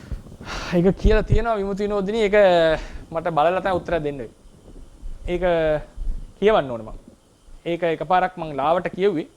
ඒක තියෙනවා විස්තරයක්. මේ නිසා තමයි හේතුව කියලා. විස්තරයක් කරලා. මේ වෙලාවේ කියන්න තරම් විශ්වසනීය භාවයක් නැහැ. අවසරයි ස්වාමීන් වහන්සේ. මේ ස්වාමීන් වහන්සේ නමකින් ගැටලුවක් තුමිලා දෙන chat එකට. හරි. මජ්ක්‍ධිම නිකායේ සංඛාරුප්පත් සූත්‍ර අටුවාවෙහි කුසල කර්මය කොට ප්‍රාර්ථනා නොකළොත් ගතිය අනියත බව කියයි. එබැවින් පුරුෂ බව ලැබුණු කැමැති සංහාන්සේ ඇතිව කුසල් කළද පුරුෂ බව ලැබීමට ප්‍රාර්ථනා නොකළොත් පුරුෂ බව හෝ කාන්තා බව අනියත නොවේද? නෑ. ඒක ප්‍රාර්ථනාවෙන් සිද්ධ වෙන දෙයක් නෙවෙයි. තෘෂ්ණාව අනුව සිද්ධ වෙන දෙයක්. සංඛාරුප්පත්ති සූත්‍රයේදී නියත භව අනියත භව තීරණය වුණේ උපදින්නේ මොන කුලයේද? මොන ස්ථානයේද? ආදී තැන් වල තමයි නියත අනියත භාවය වෙලා තියෙන්නේ. ඊට පස්සේ දිව්‍ය ලෝක කරන මොන දිව්‍ය ලෝකෙද? මේ ආදී දේවල අනියත භාවයක් තියෙනවා. ඒක දුරු කරගන්න පුළුවන් ප්‍රාර්ථනාවක් පිහිටුවා ගැනීම. එහෙම නැතුව පුරුෂයෙක් කර්ම කරලා ප්‍රාර්ථනාවක් නැතුව ඒ පුරුෂ තෘෂ්ණාවෙන් ලක් වෙලානේ කර්මය. පුරුෂ තෘෂ්ණාවට ලක් වෙලානේ බොහෝ දුරට පුරුෂයෙක්මයි වෙන්නේ. ස්ත්‍රී ලක් වෙලානේ ස්ත්‍රියගේ ස්ත්‍රී තෘෂ්ණාවට ලක් වෙලානේ කර්මය. ඒ නිසා ස්ත්‍රියක් තමයි වෙන්නේ. ඒ නිසා මේ ඒ දෙකේ ඒක ප්‍රාර්ථනා, ඒ කියන්නේ ප්‍රාර්ථනා නොකරා කියලා වෙනස් වෙන සිද්ධිය එකක් නෙවෙයි ඔය. ඒ සංඛාරුප්පත්ති සූත්‍රයේ තියෙන වෙනස් වීම ටික වෙනයි. ඒකේ තියෙන්නේ නිකන් බ්‍රාහ්මණ කුලයක, ශාස්ත්‍රීය කුලයක, ශුද්‍ර කුලයක, රාජ කුලයක වගේ ඒ තැන්වල වෙනස්. ඒකේ තියෙන නානත්වයේ වෙනස් තැන් ටික. අවසරයි ස්වාමීන් වහන්සේ. තෙරුවන් සරණයි. ස්වාමීන් වහන්සේ මේක අද පාඩමටම ප්‍රශ්න වලදී ආපු කරුණක් නිසා මම මේ අත්දැකීමක් කියන්නේ අපේ නන්දගේ දුවට ඇවිද ගන්න බැරුව හිටියා අවුරුදු 5ක් විතර වෙනකම් 5ක් 6ක් වෙනකම්. එතන අපේ තාත්තත් ඉඳලා තියෙන එක පාටම ඇවිදලා දුවන්න පටන් ගන්නවා. එතකොට සංඥා ප්‍රතිසන්දියේ තිබ්බේ දුර්වල මොකක් හරි අකුසලේ නැති වෙලාද ඒ කියන්නේ ලොකු කුසල් කරලත් නෙමෙයි සංඥා වෙනමම නිකන් මේ නිකන් පොට්ටේක වගේ දාලා පොට් එකක්ම නෙමෙයි බිම වෙනම යාට කොටුවක් වගේ හදලා යාව තියලා තිබුණේ. නමුත් අපි තාත්තත් ඉන්න තැනක එහා මේ පාරටම සංඥාහස දුවන්න අරගෙන තියෙනවා. ඊට පස්සේ දැන් ඉතිනවා කරනවා දැන් ටික ගොඩක් ලොකුයි. එතකොට සංඝාස ධර්මානුකූලව ඒ වගේ එකක් අපි කොහොමද? ඒක සමහර විට බොහෝ දුරට යම් කිසි බාධක අකුසල කර්මයක් තිබිලා ඒක ඉවත් වුණා වෙන්න පුළුවන්. මට එහෙම උත්තර දෙන්න අමාරුයි ඒක වගේ සිද්ධිවලට. ඉතින් ඒක අපිට කියන්න පුළුවන් එහෙම සිද්ධියක් වෙන්න පුළුවන්. ඒ කියන්නේ ප්‍රතිසන්දියේ වෙච්ච මොකක් හරි දුර්වල වීමක් ප්‍රතිසන්දි එකක් වෙන්නත් පුළුවන්. ප්‍රතිසන්දි අරගෙන පස්සේ ආපු කර්මයක් වෙන්නත් පුළුවන්. ඒවා ඊට පස්සේ කියනවා කර්මයේ ක්ෂීණ වෙනවා කියලා. ඒක මම කර්ම පාඩමේ තාරනවා. කර්මයේ ක්ෂය වෙනවා. එක දැන් උදාහරණයකට කුසල් කර්ම කරලා කර්ම ක්ෂීණ වෙනවා. දැන් ඔය මතකයේදී බද්ධ කාපිලාණට එන ප්‍රශ්නේ. බද්ධ කාපිලාණි කලින් ජීවිතේක බැහැර කරනවානේ පවුලේ. ගොඩාක් ලොකු දුගදක් හමන්න පටන් ගන්නවානේ යාගේ ශරීරේ. එතකොට එයා පූජා කරනවානේ ස්වර්ණ චෛත්‍යයේ මල් ටික. ඒ පූජා කරපු වෙලාවේ ඒ කර්මයේ ක්ෂය වුණා කියලා. ඒවට මං කව අපදාන පාළියේ පසේ බුදු වෙන්න හිටපු කෙනෙක් සසර සැරිසරනකොට අකුසල් කරලා එයා ගොඩක් කරනවා. ඊට පස්සේ කාත්ම භාවයක් කාන්තාවක් වෙලා ඉන්නවා. එතකොට මේ පසේ තව පසේ බුදුරෙක් දකින්නවා මේක. මෙයා පසුවේදුන පිරුම් පින කෙනෙක්. ඊට පස්සේ තමයි එතනට ඇවිල්ලා මේ පිණ්ඩපාත පිළිගන්නවා. සියාගේ වන්දනා කිරීමෙන් පස්සේ ආයේ කර්ම ක්ෂය වෙනවා. ඊට පස්සේ ආ මිනිස්සෙක් වෙලා එයා ඊළඟ බයි පසේ බුදු වෙනවා. ඒ නිසා මේ වගේ කර්ම ක්ෂය වෙනවා කියන අවස්ථා තියෙනවා. කර්මය ක්ෂය වෙන්න පුළුවන් ඉබේ ඉවර ගෙවිලා ෂය වෙනවා කියලා එකක් තියෙනවා. සමහර ඒවා තියෙනවා මේ වෙන කුසල කර්ම නිසා ෂය. දැන් මේ පොඩි ළමයෙක් නම් කතාව මම කියන්නේ නැහැ මේක ස්ථිරවම කියලා. සමහරලාට කර්මයක් ෂය වුණා වෙන්නට පුළුවන්. සමහරට ශාරීරිකව තිබිච්ච ආබාධයක් නිකම්ම හරි ගියා වෙන්න පුළුවන්. රැන්ඩම්නස් කියලා එකක් තියෙනවා. ඉබේ වෙනවා කියන එක. ඉතින් ඒ නිසා මේ ඒ දෙකම විය හැකි. අරකේ පොඩ්ඩක් එහෙනම් අපි ආනන්ද මහත්තයා ප්‍රශ්න උත්තරයක් තියෙනවා මම බැලුවා ඒක නිකන් මේ වෙලාවේ. ඒකේ අහනවා කොහොමද එක භාව රූපයක් විතරක් තියෙනකොට ලිංගේන්ද්‍රිය පහළ වෙන්නේ කියලා. එතකොට එතන කියන්නේ දැන් ස්ත්‍රී උබතෝ ව්‍යංජනකයට පුරුෂ ලිංගයේ තියෙනකොට ලිංගේන්ද්‍රිය එතන භාව රූප නැහැ ඒකේ. භාව රූප නැහැ. හැබැයි අකුසල කර්මයක් හේතුවෙන් තමයි උපදින්නේ. පහළ වෙනවා ඒක ශරීරේ. අකුසල කර්මයක් හේතුවෙන් භාව විරහිතං උප්පජ්ජති. කම්ම සහයේන අකුසල චිත්තේන. කම්ම සහායේන අකුසල චිත්තේන. කර්මයක් සහාය කොට ඇති අකුසල සිතකින් තමයි ඒක උපදින්නේ. හැබැයි ඒකේ භාව රූප හටගන්නේ නැහැ කියලා කියන්නේ. ඒ කියන්නේ කාය දශකේ එහෙම තියෙනවා. භාව දශකේ නැහැ ඒකේ. පකති ඉත්ති පුරිසානම්පි කම්ම මේව ව්‍යංජන ලිංගානං කාරණ න භාවෝ තස්ස කියන දේ තියෙනවා. ඒ නිසා ඒක කියන්නේ එක මේ කර්මය තමයි ඒකට හේතුව. මේ ඒ භාව එක භාව රූපයක් තිබිලත් ලිංගේන්ද්‍රිය දෙකම හට ගන්නට හේතු ලෙස දක්වලා තියෙන එහෙම. ඒ කියන්නේ මේ ලිංගයේ ඉන්ද්‍රියේ භාව රූපත් නැහැ. ඒ කියන්නේ ස්ත්‍රී භූතෝ ව්‍යංජනයකගේ පුරුෂ ලිංගේන්ද්‍රියේ ස්ත්‍රී භාව රූප නැහැ. ස්ත්‍රිය පුරුෂයාගේ ස්ත්‍රී එකේ නැහැ. භාව විරහිතං උපජ්ජති. එතන ස්වාමීන් වහන්සේ ඒ දැන් එහෙම ඒත්පත්තියක් ලැබුව පුද්ගලයෙක්ගේ සිතුම් පැතුම් කොහොමද වෙන්නේ? ඒ කියන්නේ පුරුෂයෙක් හරි හිතනවාද? මොකද දැන් අර භාව රූප නැතුණාන් පස්සේ කොහොමද? නෑ භාව රූප නැහැ කියලා කියන්නේ ඒ ශරීර ලිංගේන්ද්‍රිය විතරයි. අදාළනේ නොතොන ලිංගේන්ද්‍රිය. දැන් ස්ත්‍රී භාව රූප සහිත ස්ත්‍රී උබතෝ ව්‍යංජනයකේ පුරුෂ ලිංගේන්ද්‍රියක් තියෙනවානේ. ඒ ලිංගේන්ද්‍රිය නැහැ ස්ත්‍රී භාව රූප. පුරුෂ උබතෝ ව්‍යංජනයකගේ ශරීරයේ තියෙනවා පුරුෂ ලිංගේන්ද්‍රිය ස්ත්‍රී ලිංගේ. ඊයාගේ ස්ත්‍රී ලිංගේන්ද්‍රියේ පුරුෂ භාව රූප නැහැ කියලා කියන්නේ. ඒ කොටසේ නැහැ කියලා. එතකොට එහෙනම් නිකන් අවයවයක් විතරයි. අන්න ඒ වගේක් තියෙනවා. හරි. අර වැඩිපුර ආපු සාමාන්‍ය ඇඟේ තියෙන වැඩිපුර ආපු ඇඟිල්ලක් වගේ අන්න ඒ වගේ සිද්ධියක් තමයි කියන්නේ. හරි. ස්වාමීන් වහන්සේ අවසරයි මේ ලක්ෂ්මන් කියලා කෙනෙක් කතා කරන්නේ. කරනවා සමයි. මේ ස්වාමීන් වහන්සේ අර දැන් ක්ෂය වීම සහ කර්මයේ ක්ෂය වීම සහ ක්ෂය කිරීම කියලා දෙකක් කියවනේ ස්වාමීන් වහන්සේ ඉස්සෙල්ලා. එතකොට දැන් ක්ෂය වෙන්න දුන්නොත් එහෙම කවදාවත් මේක ඉවර වෙන්නේ නැහැ නේ ස්වාමීන් වහන්සේ. අපි ක්ෂය කිරීමට යම් කිසි වෑයමක් උත්සාහයක් සමතයක් විපස්සනාවක් වැඩි යුතුයි නේද ස්වාමීන් වහන්සේ? සියලු කර්ම ක්ෂය කිරීම සඳහා සියලු සර්ම කියන එක නේ මං ගත්ත එක කර්මයක් කියන එක. ඒ කියන්නේ උදාහරණයකට එක අකුසල කර්මයක් බාධා කරනවා කවුරු කෙනෙකුගේ ජීවිතේට. බද්ධ කාපිනාට උනේ ඒකයි. ඒ කර්මය ක්ෂය වෙනවා, ඉබේ ක්ෂය වෙන අවස්ථා තියෙනවා. වෙන ප්‍රබල කර්මයක් ගෙනල්ලා ඒක ක්ෂය කරලා දාන එකක් තියෙනවා. ඒතර දැන් නිවන් මගේ දිසානංශ දැන් ක්ෂය වෙන්න දීලා බලන් හිටියොත් අපිට කරන්න දෙයක් නැති වෙනවා නේ සානංශ. ඒතකොට මුළු කර්ම සිද්ධාන්තය ගත්තොත් එහෙම ක්ෂය වීමක් කියලා නැහැ. මොකද අලුතෙන් ජනනය කරනවනේ හැමතිස්සෙම. එහෙම ක්ෂය වීමක් කියලා ගන්න නැහැ.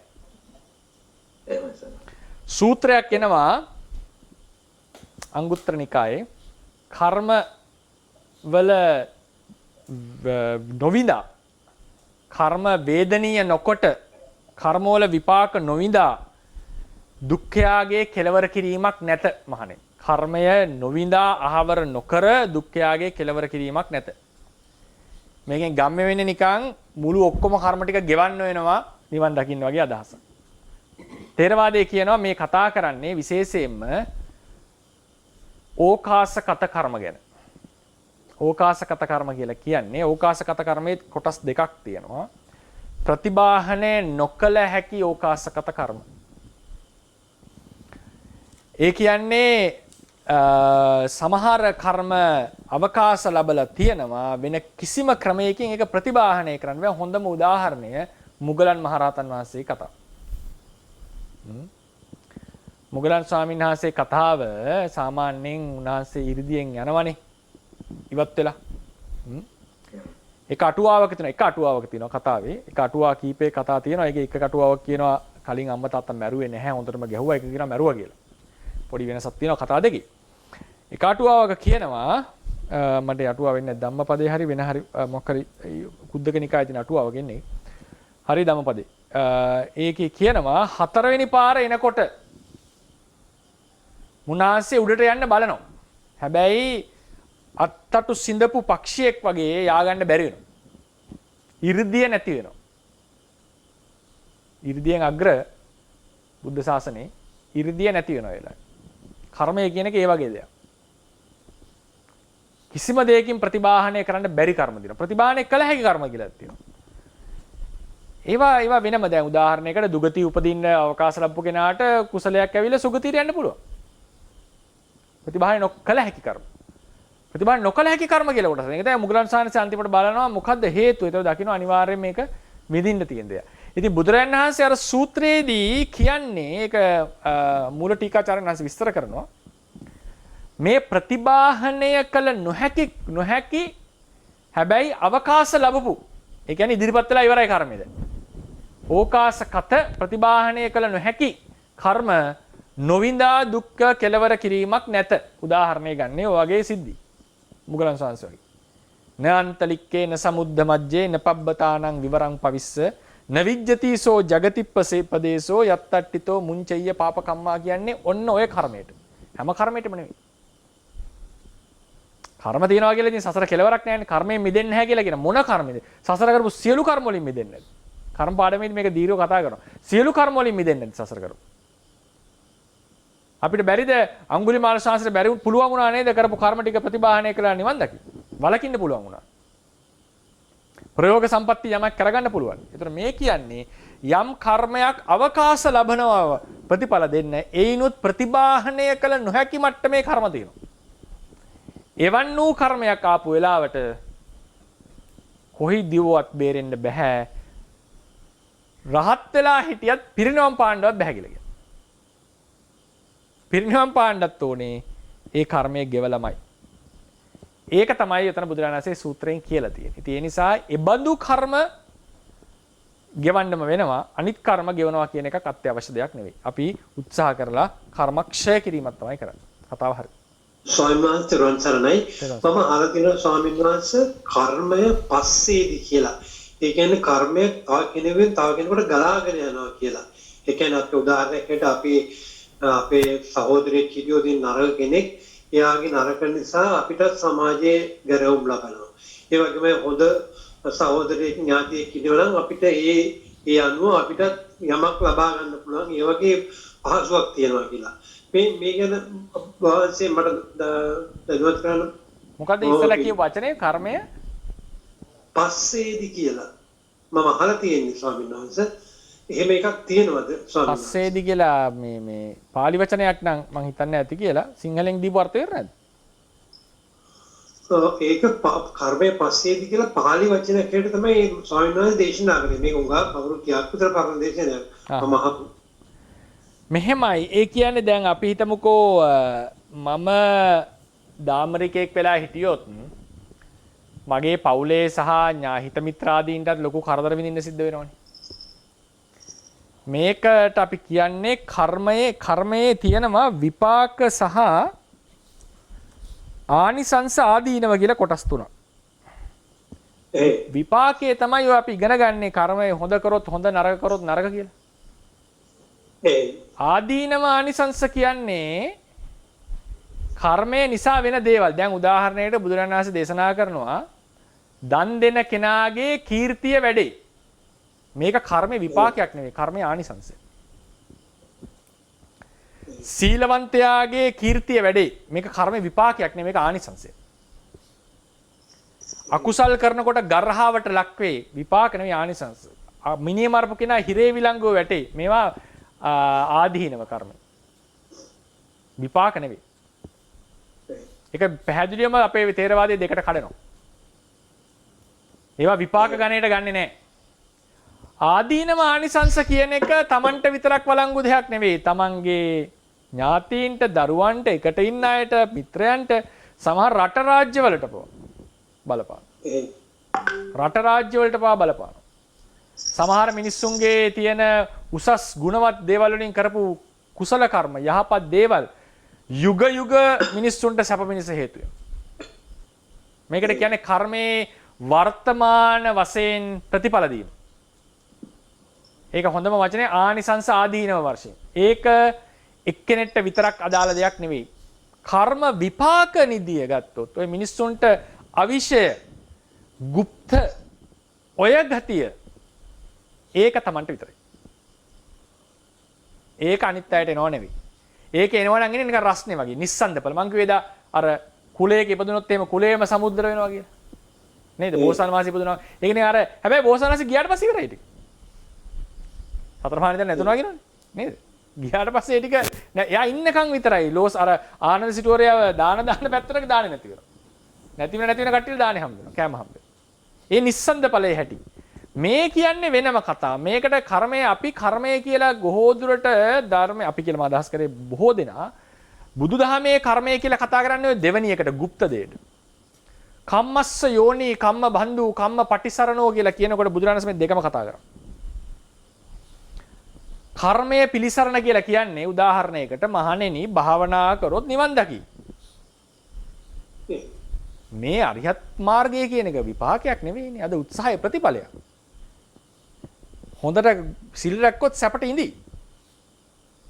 මණ්ඩපෙය්‍ය මිදම් බික්කවේ බ්‍රහ්මචර්යය. මේ කරන සැපෙන් ඉන්නවා යා සිල්ගුණ පුරණ ස්වාමීන් වහන්සේ. ඒ මේ කුසල කර්මවල විපාක නෙවෙයි ප්‍රතිඵල. ඒවා ආනිසංස කියන අර්ථයෙන්. ඒ ආනිසංස කතාවේදී මතක තියාගන්න ඔය කර්ම පාඩමේදී වෙනමම කතා කරනවා දීර්ඝව. ප්‍රශ්න අහමින් සායකටියක් රසවත් හින්දා. ඒකෙදී දැන් කුසලයක් කරොත් සැප විපාක, අකුසලයක් කරොත් දුක් විපාක. මේක වෙනස් නොවන දේශනාව. අට්ඨානමේතම් භික්ඛවේ අනවකාසෝ විය නොහැකි මහණෙනි අකුසල කර්මයකින් දුක් විපාකයක්, කුසල කර්මයකින් සැප විපාකයක්. හැබැයි අර ආනිසංස ආදීනව කියලා මම අදහස් කරන්නේ. ආනිසංස ආදීනව කියන්නේ තේරුම නැත්නම් කෙලින්ම හිතනකොට කුසලයේ ආනිසංස අකුසලයේ ආදීනවනේ. ඒක කියන්නේ කුසලයෙන් ලැබෙන සැප සහ දුක. අකුසලයෙන් ලැබෙන සැප සහ දුක. මේකේ නියතියක් නැහැ. ඕනතරම් සූත්‍ර දේශනා තියෙනවා. භද්‍රෝපි පස්සති පාපං යාව භද්‍රං න පච්චති.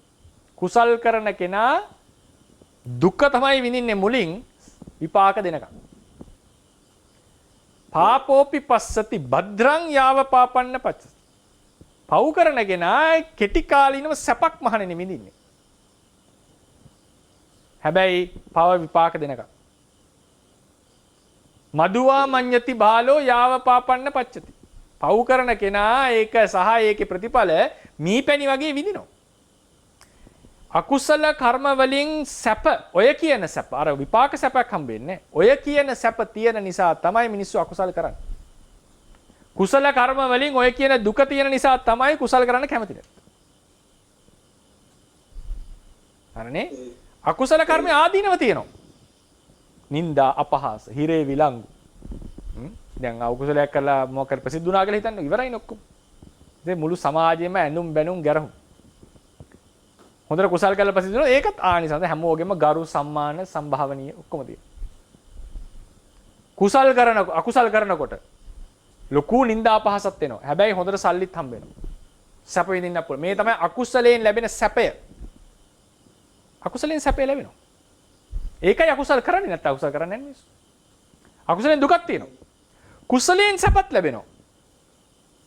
හොඳට ප්‍රශංසාව මානසික සැපය නේ. ඊට පස්සේ ධනෙ වැඩෙනවා කියන සිල්වන්තයාගේ ධනෙ ඉතිරි වෙනවා නේද? ගොඩාක් ප්‍රතිඵල තියෙනවා. හැබැයි දුකක් තියෙනවා. ඒකනේ කියන්නේ. දුජ්ජීවං අහිරිකේ හිරිමතාච දුජ්ජීවං නිච්ඡං සුචි ගවේසිනා අලීලේන පගබ්බේන සුද්ධා ජීවේන පස්සත. හොඳට සිල් රැකගෙන ජීවත් වෙන භික්ෂුවට හිරිමතාච දුජ්ජීවං හරි අමාරුයි ජීවිකාව. හැබැයි අනිත් පැත්තට කියනවා එහෙම ලැජ්ජා බය නැත්තම් කාකසූරේන ඩන්සෙනා. ඒ කියන්නේ එහෙම බයලා ඉතින් ලැජ්ජා නැති කෙනා මම මතක් වෙන්නේ යම්පදේ ගාතාව. එයාට ඊටා පහසුවෙන් ජීවිකාව කරගෙන යන්න පුළුවන්. ඒ නිසා කුසලයෙන් සැප දුක අකුසලයෙන් සැප දුක ඔය හතරම වැදෙනවා. මේ ඒක භවයෙන් භවයට යනකන්නේ ඒ භවයට විතරයි ඒක අදාළ. ඉතින් සමාජලාට යුග යුග යන අනිත් අයට ප්‍රතිඵල ලැබෙනවා තියෙනවා. ඒකෙදී අපි කොහොමද පිළිපදින්නේ? දැන් ඉතින් අකුසලයෙන් සැපක් තියෙනවා දුකක් තියෙනවා කුසලයෙන් සැපක් තියෙනවා දුක. මොකද්ද ප්‍රතිපදාව? මොකද්ද ප්‍රතිපදාව? අකුසලයෙන් ලැබෙන දුකට බිය විය යුතුයි බුදුරජාණන් වහන්සේගේ දේශනාව. ඒකට තමයි ඔත්තප්පේ කියලා කියන්නේ. අකුසලයෙන් ලැබෙන දුකට බිය විය යුතුයි ඔත්තප්පේ. අකුසලයෙන් ලැබෙන සැපයට පිළිකුල් කළ යුතුයි හිරිය. මේ වගේ ධනෙ හොල තේරුමන්නේ මට ගැළපෙන්නේ ඒක නින්දහා කටයුතුයි. හිරි ලැජ්ජා කටයුතුයි. පිළිකුල් කටයුතුයි. අකුසලයේ සහ අකුසලයෙන් ලැබෙන සැප සියල්ල. ඊට පස්සේ කුසලයෙන් ලැබෙන දුක කුසල් කරනකොට රාත්‍රියට ආහාර ගන්නෑ සමහරලාට ગેස්ට්‍රයිටිස් සිල් රකින්නකොටනේ. කුසලයෙන් ලැබෙන දුක ඉවසිය යුතුයි කන්ති කුසලයෙන් ලැබෙන සැපට සතුටු විය යුතුයි. සතුටු වෙයි. ඒක තමයි පීති සම්බොජ්ජංගය කියන්නේ. ඊට පස්සේ ඒ ගැන සතුටු වෙන්නට ඕනේ. හාස පඤ්ඤා සතුටෙන් සිල් රකින්නට ඕනේ. ආනිසංස දැක දැක ආනිසංස දස්සාවි. ඒ නිසා හතරම තියෙනවා දෙකෙන්ම. නමුත් පිළිපැදිය යුත්තේ ඔය ක්‍රමයට. ඔය තමයි ඒකෙන් Tamanටනේ අනුන්ටත් තියෙනවා. සමහරට මං කරපු වරදට ගෙවල් පවා ගිනි ගන්නට පුළුවන්. ගෙදර අය පවා මිය යන්නට පුළුවන්. ඒ මගේ කර්මයේ විපාකයක් නෙවෙයි ඒකට කියන්නේ. මගේ කර්මයේ ප්‍රතිඵල. මගේ කර්මයෙන් ආපු ඉෆෙක්ට්ස් කියලා කියන්නේ. හැබැයි කර්ම විපාක න්‍යාය මේක හැමෝටම තේරෙනවා සාමාන්‍යයෙන් ලෝකෙ. බුදුරජාණන් වහන්සේ මේක තමයි බහුතරක් සූත්‍රවල දේශනා කරලා තියෙන්නේ. මතක තියාගන්න. භික්ෂූන්ට වදාපු සූත්‍රවල, ගිහියන්ට වදාපු සූත්‍රවල, වදාළු සූත්‍රවල මේ හැම එකම කියදෙන්නේ කුසල අකුසල නෙවෙයිනේ යුතුයකම් ටික ඉෂ්ට කරන්න. ගෙදරට යුතුයකම් ටික ඉෂ්ට කරන්න. එතකොට සමගියේ තියෙයි, සාර්ථක වෙයි. ධනය හරියට හොයන්න. මේ පළවෙනි කර්ම න්‍යායයි වැඩිපුරම දේශනා කරලා තියෙන භාග්‍යවතුන් වහන්සේ. ඒකේ හරියට පිළිපැද්දොත් මහණෙනි භාවනා කරන්න විපටිසාරී වෙන්න එපා පසු කාලෙක. ಗುಣ පුරන්න නැතු. තමන්ගේ පිටත මේ ඔක්කොම කතා කරන්නේ මේ පළවෙනි කර්ම න්‍යාය. ඒකට කර්මය කියන්නේ ක්‍රියාව කියන අර්ථය. තමන්ගේ ක්‍රියාවම තමයි තමන්ට පිළිසරණ වෙන්නේ. දෙවෙනි හැබැයි අරක නැහැ කියලා නෑ. දෙවෙනි එක කියන්නේ හොඳ දෙයක් කරොත් අර গুপ্ত ලෙස හොඳ ප්‍රතිඵල හොඳ ප්‍රතිසන්දි ලැබෙයි. නරක දෙයක් කරොත් නායක ප්‍රතිඵල නරක ප්‍රතිසන්දි ලැබෙයි. අවිනාශර වාසයේ කයිසනා කර ප්‍රයෝග සම්පත්තියෙන් කර්මය වෙනස් වෙන අවස්ථාවක් පොඩ්ඩක් ඒකට පැහැදිලි කරන්න. වෙනස් වෙනව නෙවෙයි මහත්තයා. ප්‍රයෝග සම්පත්තිය අවසාන ප්‍රශ්නේ කරමු. හරි ප්‍රයෝග සම්පත්තියෙන් මේ පුරාණ අකුසල කර්ම වලට අවස්ථාව නැති කරන එක කරන්නේ. යටපත් කරනවා. ප්‍රයෝග විපත්තියෙන් පුරාණ අකුසලය මතුවෙනවා. කුසලය යටපත් වෙනවා. ප්‍රයෝග සම්පත්තියෙන් අකුසලය පුරාණ අකුසලය යටපත් වෙලා කුසලය මතුවෙනවා. ඒ කියන්නේ අපි හොඳට ඉන්නකොට සසර පිං මතුවෙලා විපාක දෙනවා කියලා. ඒකයි අදහස් කරේ. කර්ම වෙනස් වෙනවා කියලා මම අදහස් කරේ අර මේ බලපෑම නැති කරනවා. පෙර අකුසල කර්ම වල විපාක දෙන්නට තියෙන අවස්ථා හැම නැති කළා දානවා. ඒක සමාලාට ඒවා පස්සේ තිබිලා ඉතින් තව වෙන දවසක එළියට එයි. නමුත් ඒ ප්‍රයෝග සම්පatti ඉන්න තාක්කල් ගොඩාක් අකුසල යටපත් වෙනවා. එතන ඒ වචනේ ප්‍රයෝගය කියන වචනේ මොකද්ද හරියටම අපි තේරුම් ගන්න ඕන සර්? ප්‍රයෝගය කියන්නේ තමන්ගේ උත්සාහයෙන් කරන ක්‍රියාවක් කියන එක තමන්ගේ එෆර්ට් එකක් වගේ. ඒ කියන්නේ තමන් කරන යම් කායික මානසික එතන ඒක නාටකපත්‍ර නෙමෙයි කියන්නේ. ප්‍රයෝග විපත්තිය, ප්‍රයෝග සම්පත්තිය, ප්‍රයෝග විපත්තිය. දෙකම තියෙනවා. ප්‍රයෝග විපත්තියෙන් කුසලය යටපත් වෙලා අකුසලය මතුවෙනවා. පත් කරගන්න දුනා වූ කුසල සම්භාරය තව තවත් ධර්මඥාන භාවනාඥාන දියුණු කරගෙන නිවනින් සැනසෙන්නටම හේතු වේවා. බුද්ධ ශාසනයේ චිරස්ථිතිය පිණිසත් මේ කුසල උපනිශ්‍රේ වේවා කියලා ප්‍රාර්ථනා කරනවා. බුද්ධ ශාසනං චිරන් තිට්ඨතු. බුද්ධ ශාසනං චිරන් තිට්ඨතු. බුද්ධ ශාසනං චිරන් තිට්ඨතු. සාදු සාදු සාදු.